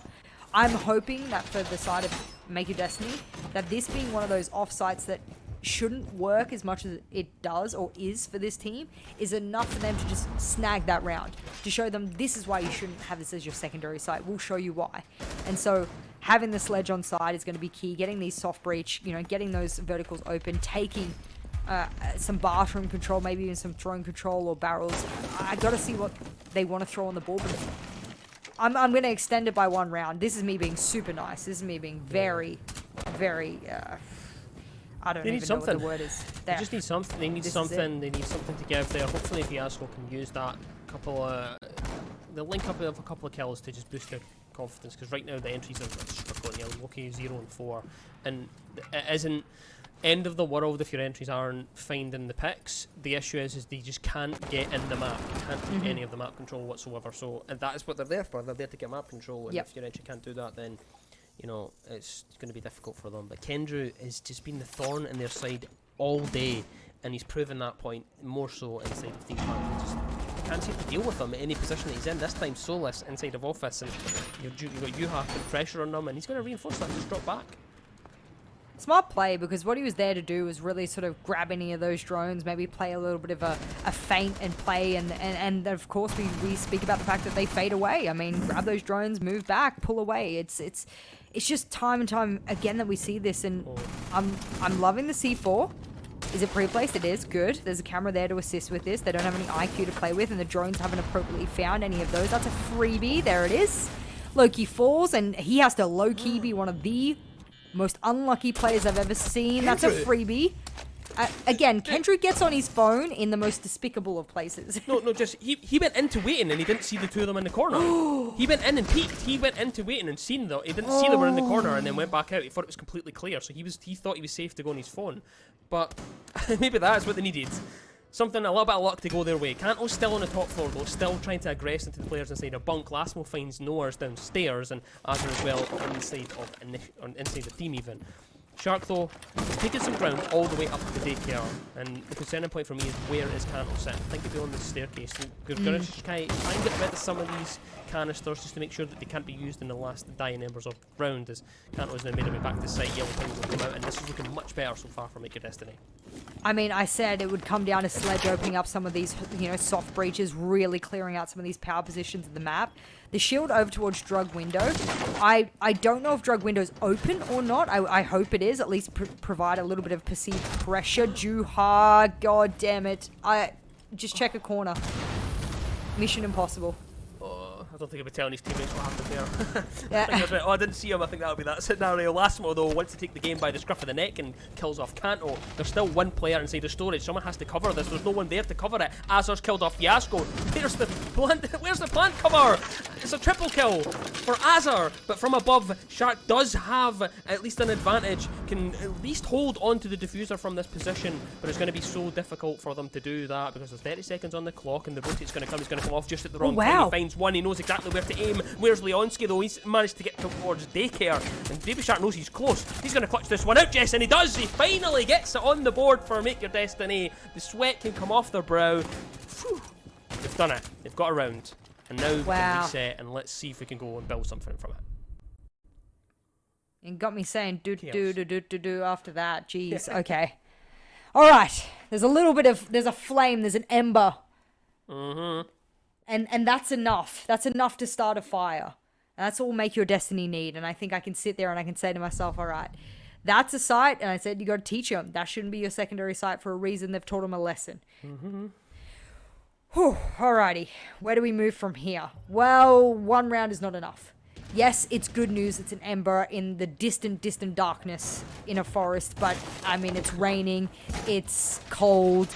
And everything that Make Your Destiny need to walk away with a map win here, to put themselves into a contention for this best of 5. If TT9 win this map, ladies and gentlemen, it's over. Best of 5 done. 3 maps in the pocket of TT9. They are our grand finals. They are our champions. They'll be our winners here for Talent League for this season. But Make Your Destiny has had an incredible amount of series throughout this entirety of this league and this tournament. And for them to go out without a map, I think would be an injustice to the level that they have put on our screens many a times. And they weren't even expected to be in the playoffs, but they've proven that they should have been. So I want to see more of that here. And it's going to come from a little bit more grunt from them. Listen, they've taken some scalps to get here as well. They took Jihu out in the first round, and then Bees as well, who Bees proved up against. I think it was Heroic that they played against, actually. Maybe even be. I'm actually going to check this out. They played up against Unlimited, so they've shown that they were a good team. And White Tigers as well. Like, they've came up against teams in the past that have proven to be pretty good. So I'm hoping that they can not go out with a whimper. I'm hoping we get that. Then again, it's difficult. But the positive side is that they still have their defense to look forward to, and hopefully there is not too big a gap for them to deal to have to try and claw back. As they set things up, Loki's still yet to find the kill inside of Theme Park, and that is really the big difference. I think if they get their entries gun in at some point, I think we'll start to see some hope from Destiny. Calls will ring out, Dokkaebi coming in, but alas, Dokkaebi falls. Leonski being able to say, hey, don't call me, puts phone on silent, and silences the rest of those calls, no more to be used. Interesting that they brought the Maverick over to this Lasmo, thinking that with the ace, he hasn't really been able to have effect. Why? Leonski loves his bandit tricking, so instead bring the Maverick, deal with him. Not sure what Kanto was hoping to achieve with that one, but Juha gets a little bit of a freebie. And in this 4v4 situation, half of the round remaining, I look at both of these compositions in the stall out and I say, what's the opportunity? I mean, Loki has the, cafe control. They know that there's a top yellow player. There is also one Maya behind him, but he'll secure the kill anyway. This is the round for them. Cham, this is it. They get 2 rounds on attack if they are able to close this out. He's done it. Loki has finally got himself a kill inside of this game, or this map, should I say. But still 2 members left alive for TT9.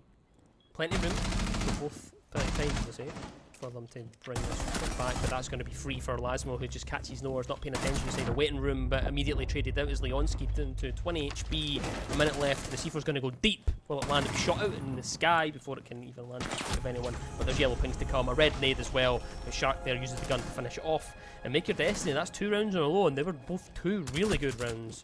And that has made that ember get ever so slightly brighter, Jess. I can feel the heat now. I can cook a marshmallow. I'm just saying, it's heating up. Thank you for showing the scoreboard. Lasmo on top, as we expect. But one of the big key players for me has been Baby Shark. I mean, utility usage mid-round, being able to enable the team into the latter parts of the round. End of round has been a struggle for Make Your Destiny in a few of these maps. So to see Baby Shark enable his team a little bit, both through utility and positioning, a little bit more of map awareness as well. And there's been slightly better drone usage in this map, slightly better. So it's all sort of coming to fruition now, and we look over and we say, all right, they're on defense now. This should be their bread and butter. They should be able to slap at least 3 rounds on the board, put themselves in a lead of 5-4, and I mean, all things going well. And I hope they're opening that up. Are they extending into barrels?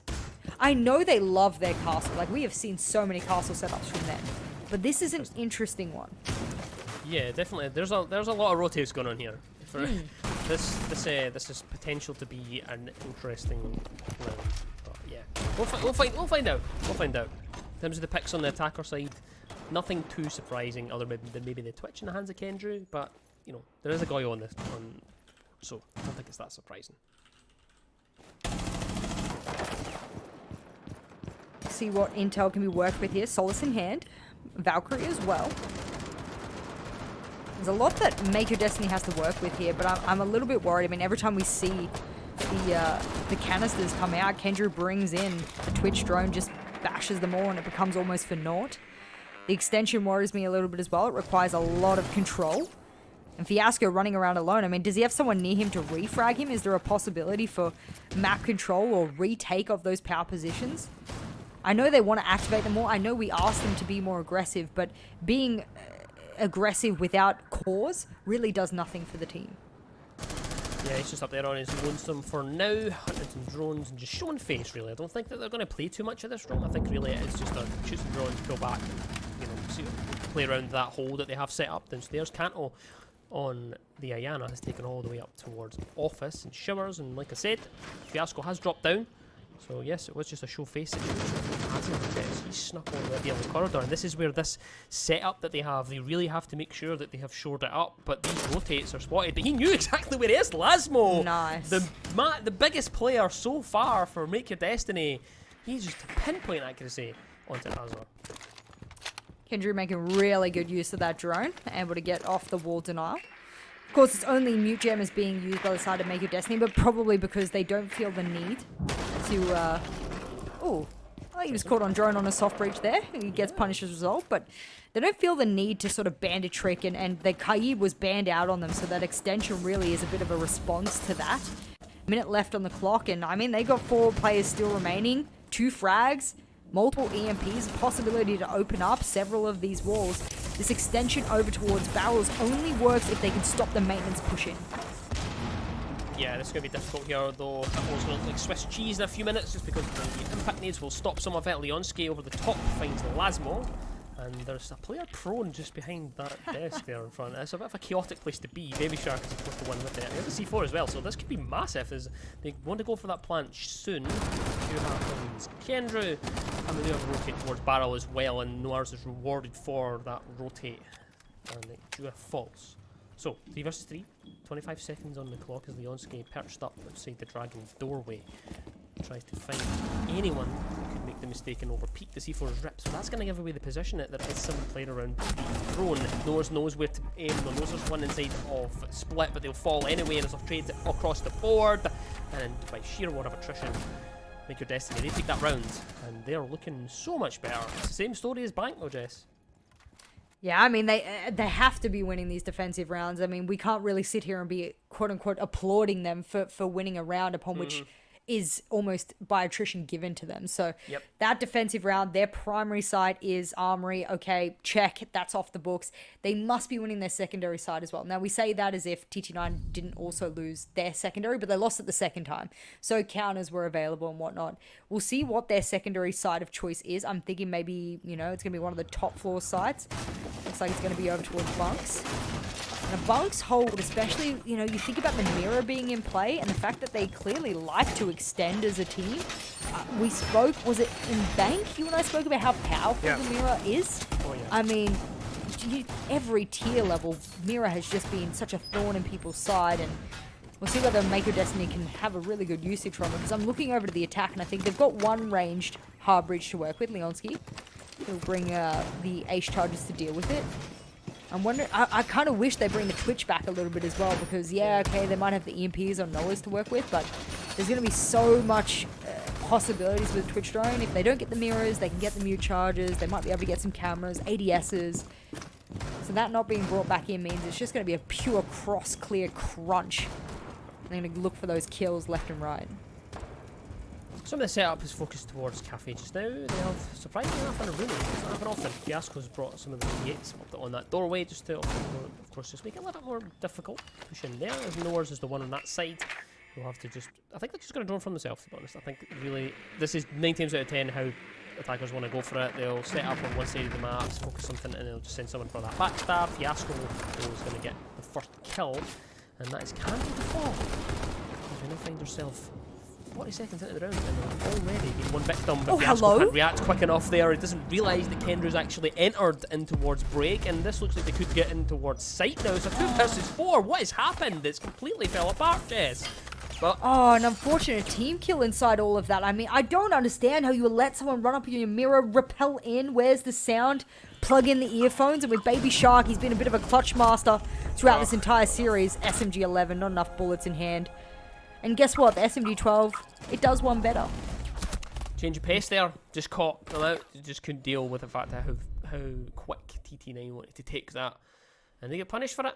So, despite that flame getting a little bit higher, it is almost clenched again. So, I think that was an unlucky, not an unlucky. I don't want to call that unlucky. I hate using luck in this. But I think it's siege timing. It's unquantifiable siege timing where players are looking in the wrong direction at the split second someone repels in, a shot is being fired off, or something's happened in the sound prioritization at the same time someone's repelling on in. I mean, you go back there because you say to yourself, that shouldn't have happened. That's a 1 out of 100 sort of push that they got away with there, and so you're happy to go back there because you know that they can't pull that off again. You're going to be ready for it. The same as that triple push into garage we saw on Bank. If they had got away with something like that, you know they wouldn't be able to pull it again. So I am saddened with Make Your Destiny, but I know they have. No, I postulate. I hypothesize they have messy comms based off previous maps and the way that they have responded to very, very chaotic situations. So I imagine there that, you know, non-clean comms would have added to the confusion in that round there. A rehash though, same site, same idea, pretty much the same operators, and they're gonna, of course, let's hope that they are gonna be aware of where that mistake was. No spawn peaks early on. I've wanted that actually this whole season. Yeah. There's not really been enough. I want to see some more early aggression. I want to see a little bit more. Combine as well the last few weeks. No one really want to go for it. It seems to not be the better right now. End up with some bombs, especially on a Get winter. used to it, maybe. I know. If this is the map to do it though, this is the map where the Wintles. Yeah, This is what you want. But look at this repel setup here from TT9. There's so many of them dedicated to that south side. Got one lone member over towards Cafe and Did Fiasco's they just in the think same Fiasco wouldn't shoot that chair? Did they throw an ace on the wall? I think that they're. Oh, That's a okay, pixel of a shot there from Fiasco. He just said, you know what? You're not getting away with it this time, Leonski. Putting you in the dirt. I've shot your first ace charge, and you don't even get to use the rest of them. Azar, who's on 11 and 5, just now is trying to go on the hunt for that roamer on the other side in the east wing. But Noors is well perched up outside of Cafe, and Loki is going to find his second kill of the game onto Kendrew. Utilising the 1.5 this time. He's changed off of it. He's not wanting to go for the hollow site this time. Cantwell finds one. Oh, Loki wow. again. Beautiful. Has he been activated, Jess? Finally, has he bucked the trend as he arrived in this server? Azar is trying to make something work, but Sifor's going to put them down, and Cantwell has to try and do all of it inside of this round. But there's just too many angles to cover. C4 finishes Azar. The gun of the Jaeger of last round finishes Cantwell. And Make Your Destiny, they take another round on their defense. Really convincing round. Like, yes, okay, you're expected to win your defense on Theme Park, but that's a nice one. That's one where you can see fundamentals coming in. You can see that they've learnt from the pushes of TT9. They've read into it and they've countered it. They know they love to repel up on break and make something happen. But Leonski there throwing his ace charge. They used one of their EMPs on the wall as well. So that was 2 pieces of utility dealt with in the matter of 20 seconds. Fiasco gets a freebie as a result of a pixel angle as well. A lot of really good holding of power positions across the top floor as well. I mean, we saw the Warden being able to hold over towards, Cafe. I think Make Your Destiny, whilst we haven't seen them play this map in the playoffs, and let me double confirm that, what I have here is that it was part of their map pick, but all of it was decided, but they never went to their decider. They won all of their playoffs games 2-0. Yep. So Theme Park was both of their playoffs decider maps, but they never went there. So clearly they were comfortable in going there. They never banned it. They never avoided it as their decider map in those best of threes. They're happy to go there. And we're seeing it here that their map knowledge, especially on the defensive side, is playing, playing into their effect here. And I think that's something that will give them an opportunity to take this map. I'm going to sit with Tish here. I think there's a possibility, yeah. I hope they do. I hope they do. Again, because we always want to see as much maps as possible, and if they pull it off, by the way, it will be a story. Like, especially if TT9 were to get on to see the point just now and they claw it back. Oof, beautiful. That's what we want. This is stuff of dreams. Loki though has finally been activated inside of this map. He's got himself a couple of kills in the last round, so hopefully they can continue with that form. Cantor trying to make something work over Cafe side. They're on their own on Epstein and Repel, which is a surprising angle to be on. Well, they did it again. It's the same thing. It's the same. Yep. It's the same push each time. I don't mind sacrificing one Selma. Like, throw it in. If no one's there to act on it, sweet. You get the long angle open over towards yellow, and you can play that mid to late round later on. Yeah. And so sacrificing it doesn't necessarily stop you in the latter parts of the round dealing with other walls, because you know Make Your Destiny extend anyway. So half of the walls are going to be open. So a lot of people are going to look at that and say, wow, what a waste. But realistically, not much has been lost, and you know that someone's playing top arcade at that point. You know what's going to happen now? We're going to get to the end of the round when he needs to they open are. something and he doesn't have enough ace chances. This is probably what's going to happen here. This is Ami hold though is very common inside of Cash. You can see Fiasco playing around them just now, but the hop-in's already there. Look at the aggression from the Ayana, and eventually it will pay off. It's cancelled. He'll find the opening frag in this round, but there's an immediate response. Lastmo just pops into Cash to collect life for Kendra and goes, you know what, I'm just going to head back now. Get myself into that corner and play it safe for now. Oh, another. Oh, well, I was about to ask your opinion on something, but the action does continue. Which part?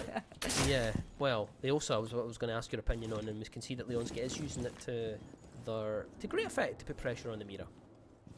Oh, that is just such a bad angle to challenge. I mean, the Osa is the only one who could really, outside of a shield, of course, stand there and seem menacing. But that's all it is. That's all you're doing is seeming menacing.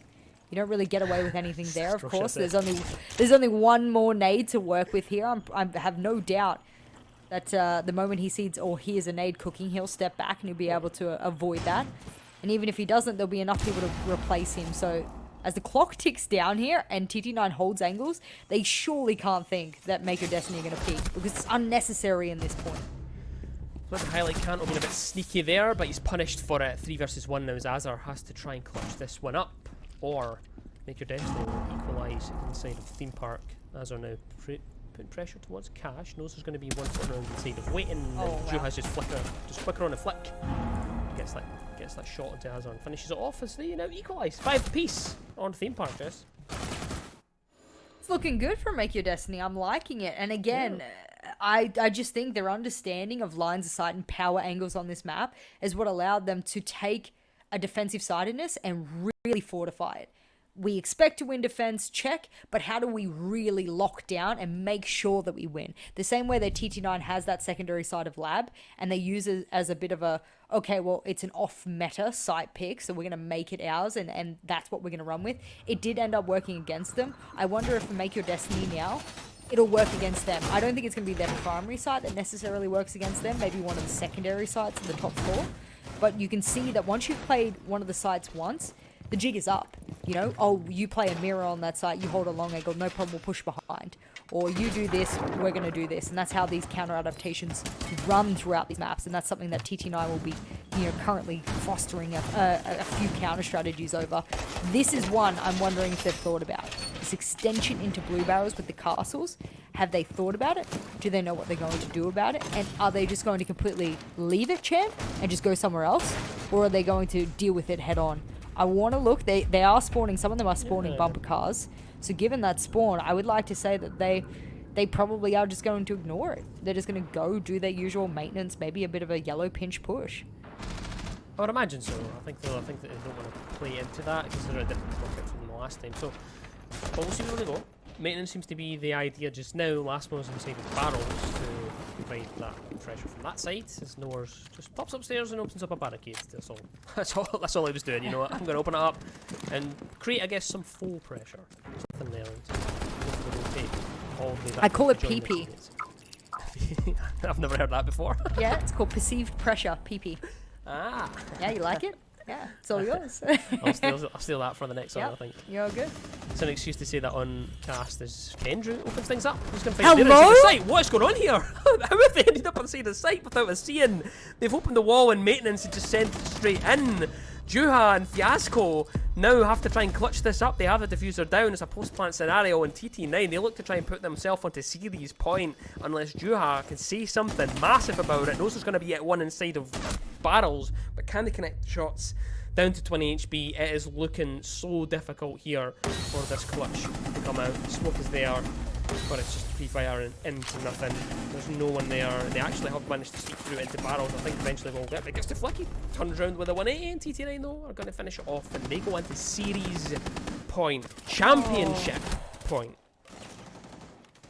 I put the thought into the universe of that extended barrels hold. Yep. It's all well and good if you play it.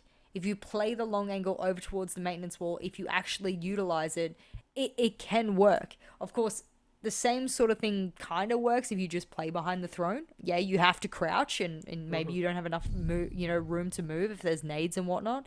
But the extension doesn't really make sense when the team, like TT9, can just open up maintenance wall and walk in and plan. And the coverage from maintenance is essentially just long angles with 1.5s and ACOGs against one time side at that point. It's just team deathmatch. And so that's something that I hope Make Your Destiny sees as that rigidity that they felt on that particular site and they've been counted as now is something that they don't do on this one. Because they've moved away from it and they said, all right, we stuffed up there. It doesn't work. They know how to manipulate their side. They know how to pull it apart. Now we come back and we do our bunks hold. We usually run the mirror on the long angles. They push from the other side of the map over. I want to see them halt them. Don't let them take map control the same way they did last time. And it looks like they're opening up huge lines of sight to do this. This is the sort of contest that I need to see from them. Full wall, put up his head office into cash. Really going to be difficult to deal with. But we'll see how it goes. Loki downstairs inside of Gong has really struggled the last 2 maps to get himself something. And from just the kill count, really. That's kind of what we're looking for. But luckily for them, we've had quite a few people step up. Last one has continued their reign of terror on the defense for Make Your Destiny, and I think we might be setting up for something a little bit quick here. It looks as though they're up to that cafe door, thinking about going in from that side. There's no one really focused on it other than the mirror that is of Yuha that's floating around. But there is a Finka on the board, and we do have the upside down repels, the same idea. They have the smoke to cover it this time. The swinging will be there, and now they'll try to take Fiasco on in the 1 versus 2. There's Loki though, he's going to find Azar. And that shuts down the Ash, and like I mentioned, I thought they were going to try and send someone in from cafe at the same time, and that's what happens. He's in the dirt. I'm glad Kendrew jumped out there because honestly they were on a tear on the pinch push over towards. Oh my god. Okay, good night. We'll take that. Okay. And it's an excellent shot from Kendrew. I'm glad he jumped out because he gave us that beautiful one tap. Great flick of the wrist from Kanto. But this whole pinch push, it would have worked, but somehow Make Your Destiny have been confused by the power position that they have. Thank you for the replay on that. I think they've misunderstood that they actually had really good picks over towards Cafe there, and then they decided to start running into waiting. They need to calm down, slow it down. They have really good picks at the man advantage, and the fact that Kanto's dropped as well, this is the time to just completely put the stops on. Pump the brakes, stop peeking, and let TT9 sweat. Yeah, just chill out for a few seconds as Kendro tries to aggress from Cafe with the arcade. Knows that everyone, they want to finish this. They want to. I think someone's going to make the mistake of overpeaking. You can see them getting a little bit itchy. You can see them moving around, and I think it will happen. I think if they stay on this window long enough, Kendra will be rewarded. You can see the pre-fires coming out, just peppering in some shots, but we'll see if that does come to fruition. So yeah, from the other side of the map, the on-ski does move. 50 seconds on the clock, and so much time to work with for the attackers to make something happen. They're really going to have to isolate 1v1s here. That's how being in a man disadvantage works. Bait out some kills. Look at Make Your Destiny. I said they just need to play a little bit more passive here. There's a couple of players that are in power positions and power angles, but they're not necessarily in the worst, so it gives them an opportunity to trade. So quiet, but as I was about to say, it's finished. They were going to go all the way to overtime, and they're fighting for this. Make Your Destiny. Yeah. They want to stay. They want to stay in this as long as possible. I mean, this has been some of the best defenses we've seen from them this entire series. I mean, this is the most confident I have seen them as a team, and I don't know if it's map comfortability. I mean, for a lot of teams in Tier 1, you can really see when they're comfortable on a map.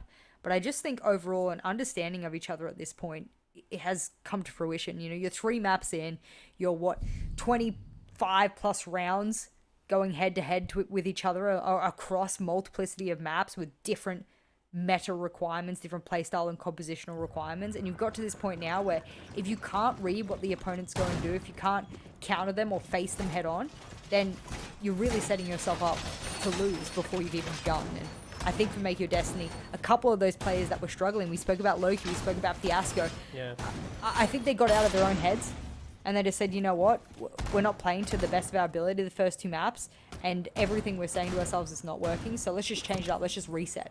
And that kind of reset on a map where you're comfortable is really, you know, it's just really obvious. So I'm wondering if this whole Monty Amaru business, I mean, they know their fast stuff has been working, champ. Like, it's been working too well. I'm wondering if they're just like, all right, boys, let's go. Hit it up. May as well. Why not? It's worked. So, you know, the slow, methodical take hasn't really been working. We've seen how slow that last one was. So, it's not been the greatest for them when it comes to the attacks. So, they just try something different. See if it works. Throw it all at the wall and see what sticks, as the saying goes. Set up for the east side take, though. Of course, the site is initiation in office. So, Cash is the push that we want to set up for. Control hatch has been opened up, courtesy of Azure and the Sledge, who will now rotate around and open up the others hatch, I would imagine. Is Kendrew setting up for like a? Is it a barrels hatch skip, or is no? He just wants to get into break. This man is desperate to be in break room. No matter the cost, he desperately wants in. Doesn't even matter which site it is. Always wants to be slow. He wants to be in break. Kendrew really working just to play the wind up on everybody. Just I'm just gonna just. Oh god! I hope he goes in and there's just like 2 people looking at him. Yeah, it's one of those ones where they build up to it for so long and eventually they just get taken down. Leonski's pressuring from control as well, so it looks as though they're going to try and double up this pressure at the same time and then see if they can set up some semblance of an execute, because this Mira has just been so difficult for them to deal with. It's interesting that they haven't brought a ranged hard breach to work with it, you know, something to try and open it up from a long range, maybe a quick peek at Hibana pellets. But they are committed to taking break to deal with it. Yeah. And they've tried 3 different strategies now. One of them partially worked, one was a massive failure, and this one, well, I'm intrigued. And I'm along for the ride, whatever that so gives us. I just wish it was a frost that we knew about. That would have been things. But here we go. Kendrew's in. He's all the way towards break. Surely someone's heard him enter, though. I don't think they have. He's going to get himself at least 1 free base. Someone else falls. He's going to get 2. He's cleared out the Mira. He's looking for 3. Kendrew through the break room window. He finds 3. Noah's with another. And the attackers of TT9, they finally win. 1 on that side. And they look to get themselves onto defense for the championship point. And that is what they desired. Kendrew. We built it up and he delivered. Shout out to the Observer. They knew what we wanted there. Yep, they gave us what we desired, us. and Kendrew executed perfectly. I mean, the moment he came zooming in, I thought to myself, every round that they've dealt with this particular defense, Make Your Destiny has had a player over towards top arcade on the rotate, ready to deal with any of the ace charges. But what gave them the perceived idea that they were safe was that both of the barricades were still closed. And every time that, you know, TT9 has attempted to deal with that wall, they've opened up the barricades and made it abundantly clear that's what they're dealing with. Alas, a little bit of a surprise factor and a couple of grenades and a few look at me over here in control, and you've got yourself a bit of a winner. I love the bait and switch tactic. I love the, hey, look, I'm over here, no, I'm over here. It only works, you know, once every half, really, at least in that specific strategy. But now, if you're the side of Make Your Destiny and you've lost your overtime defense, I mean, you could not be at more of a deficit on any map, on any competitive play than right now. Being on attack, on theme park, on not just map point, series point, grand final, championship point, there is no worse position mentally to be in. And if Make Your Destiny are able to put an attack together for this, that's the ultimate mental resilience. It really is. It really is. However, they're going to have to try and get through this defense of TT9, which they have struggled with time and time again. So they need to try and come up with something different.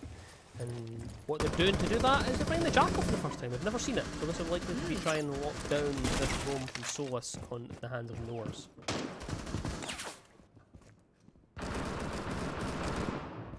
I feel like a regular viewer here, Cham. I'm just holding my breath, watching what happens. The tension is high. Yes. My shoulders are hunched up. I'm wondering who's the opening frag, who's the opening death. Swiss cheese in the wall. And I'll give a little bit of a bait. Speaking of baits, that's pretty much all of what TT9 have been working with thus far. It's been working to absolute perfection. 2 minutes on the clock, road clear begins, but it means that they're going to have to push through a heck of a lot of utility over towards top floor. This is a hard site to be able to crack, and if they want to do it, they need to be able to deal with these players. Kanto running around, Azir as well. There's a player over towards yellow stairs. They're making so much noise and they don't care where they're rotating. They'll rotate back now with about half the rounds has elapsed. They've wasted a heck of a lot of time. As the verticals come in, do I think Make Your Destiny have made enough dent in the map with the time that's elapsed? not particularly, Chan. So far, it looks like the favor will be in TT9. Well, we're certainly in the next minute and 20 seconds. Loki, though, has managed to survive with the first minute, first time in quite some time on an attack side. Juhan knows what's up, though, knows there's one inside of the lab, there's two on that side. So, if we shut those two down, then they can start to constrict the site. Shark has also made a little bit of a rotate over towards Capital to make sure that there's some vertical play that can be utilised to try and flush him on out of lab, but Kanto's on side for some support for anyone, and the first player does fall. It's nowhere to find it, but immediately refragged inside of lab. Lasmo, the one who's been here the entire time, has been putting in the performances. He's really put the team on his shoulders. He makes sure that it doesn't slip away from him. Loki now trying to get the pinch game on the player that's inside of lab. Surely they're going to get this here. Surely they managed to force the issue, and they do just that. Juha deals with Kanto. They're down. It's a 4 versus 2. They're still alive and kicking, Jess. They can taste it. They're so close to getting themselves onto a 4th map as Leonski and Kendra have to try and clutch this one up. There's 20 seconds on the clock. The ace charge is coming through, but have they left enough time to do this? Because this is where it's going to start getting sticky for them in the corner, though. They're still holding on to it, Kendra. They stand in the doorway. They're going to have to funnel through, but it's a triple kill for Lasmo. He wants to take them there. He wants to take them to that final shot. There's a Capcan trap in the midst of it, but surely it's going to win on time, and the defenders of TT9, they win it. They're your Season 4 Titan Series champions. Oh, what an end. I cannot believe that on one of the most convincing attacking rounds Make Your Destiny has been able to put on the board on this map, on a map that is so difficult to attack, that one Capcan trap, sorry, two, let me correct myself, 2 Capcan traps can completely win a round. I mean, what a series, though. What a series. oh my god. What a finish. Wow. Commiserations to Make Your Destiny. They gave it a good try. They showed us flashes of brilliance, and twice taking it to overtime. Yeah. They'll feel hard done. They will feel hard done. They really put in a good showing for themselves. But congratulations to TT9. They're the champions, 3-0 fashion. Not as convincing as they would have liked, but they put up a good series. It was fun. It was exciting. Wow. And what a day.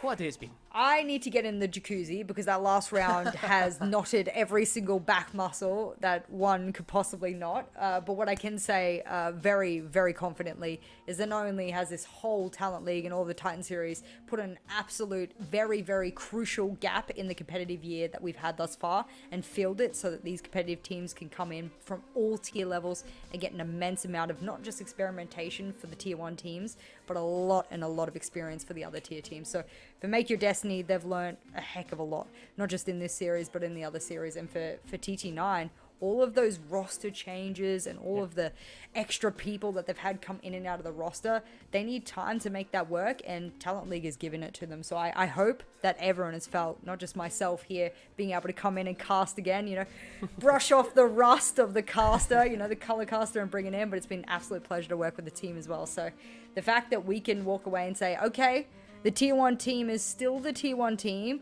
but we got to put on display so many up-and-coming players. Lasmo, GOAT. I'm going to throw that out there. Lasmo, absolutely king. Kendrew. 40 kills. I mean, Jesus. I mean, Lasmo went 40 crazy. kills in 3 maps and still lose. Wow. Insane. And Kendrew, I mean, known for being IGL more support, comes out and shows that he is not one to be messed with on a mechanical level. Wow. Just they're all goats in my mind. It's been an absolute pleasure to watch this series. Congrats to TT9. But yeah, there's some good tier 2 and 3 teams out there. Yeah, it's been fun. It's been an exciting season. It's been a pleasure to cast with you, Jess. I've loved every second of it. But we're not going to delay any long. We do have a desk to discuss what was happening in that game, and there's so much to get their teeth into. Thank you very much, Jess, for joining me. Thank you, everyone, for tuning in, and we'll see you guys in the next one. Take it away to the desk. We'll see you later. Bye-bye. I'm in shock. I am fully in shock. That we should be seeing another round right now, Noctish. I don't know what to say. That was a ridiculous showing from TT9, ridiculous showing from MYD as well. A much closer game than a 3-0 scoreline might lead you to believe. And it's just those problems. Closing out games, we've seen it in every single map so far. Make your destiny. They certainly put on a show. Noctish, what do you have to say about this one? And that shot was just disgusting as well. Uh, you know, I wanted to go on and use a specific term that I even wrote down specifically for this moment. So I'm going to read it from from the paper.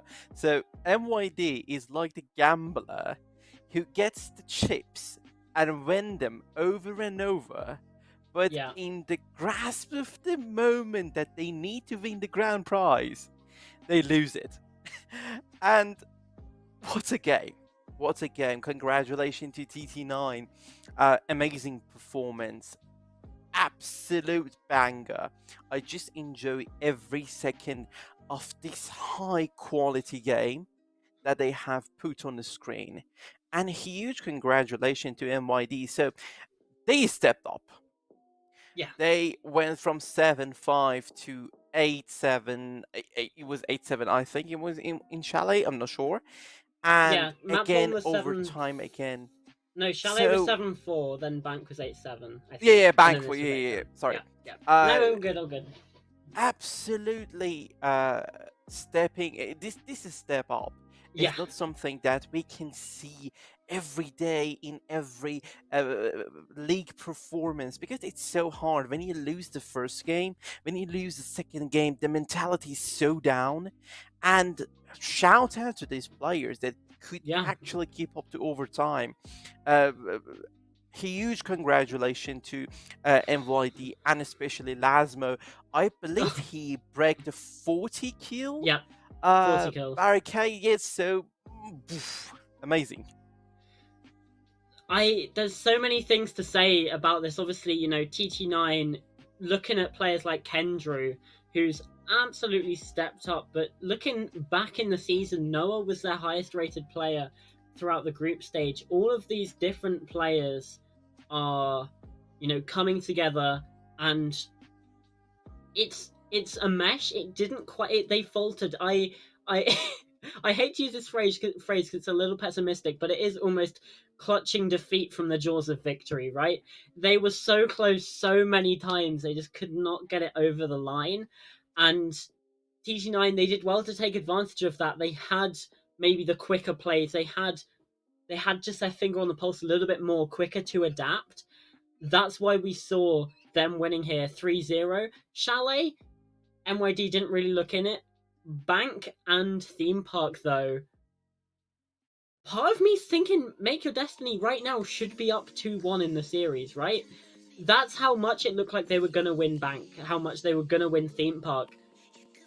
But the most difficult rounds to win, the first and the last, and we've certainly seen that proved today.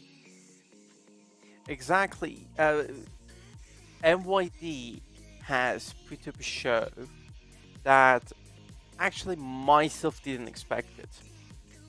And this shows the level of confidence between players and the need of winning and showing that, guys, you shouldn't look down on T3, T2, as just said, T2 and a half of teams, because we have a lot to offer. We have amazing play. I don't get surprised if specific teams look for Lasmo. From now on, it won't surprise me at all. Bella needs to turn 18 first, so yeah. Well, you know, he should wait like Spoit a bit. So bro, keep your performance up. Play a lot of rank. You will eventually get picked up. But this shows the level of knowledge and ability that these teams have to offer. And you know, TT9 won based on experience. This is something that we cannot cross. We cannot forget that each individual player on TT9 roster has a huge history in T1 scene, in international stages, LAN, off LAN. So if it was maybe another team in T2, we could have crowned MYD today. But Yeah. well, they come up against a tough opponent. Yeah, and my heart kind of goes out to both Lasmo and Baby Shark as well, all the way back to my first season casting Talent League season 6. Right, we're digging through the archives for this one. They were on a team called Loud Esport. Now, Loud Esport were in the minor league. They managed to make it to the grand finals of that season, and they weren't quite able to get it across the line there. They've had another one of these miracle runs here on Make Your Destiny. They weren't. They shouldn't be in the playoffs, right? They were granted an extra chance because of a Team 86 disqualification, because of a promotion match win against Barney's Trusted Dinosaurs thereafter. And since then, they haven't looked back. And to get here to the grand finals, to be putting in this performance, it's impressive. It's very, very impressive. But I don't know if you have anything else to say, Noctish, but I think that might be where we have to end the stream.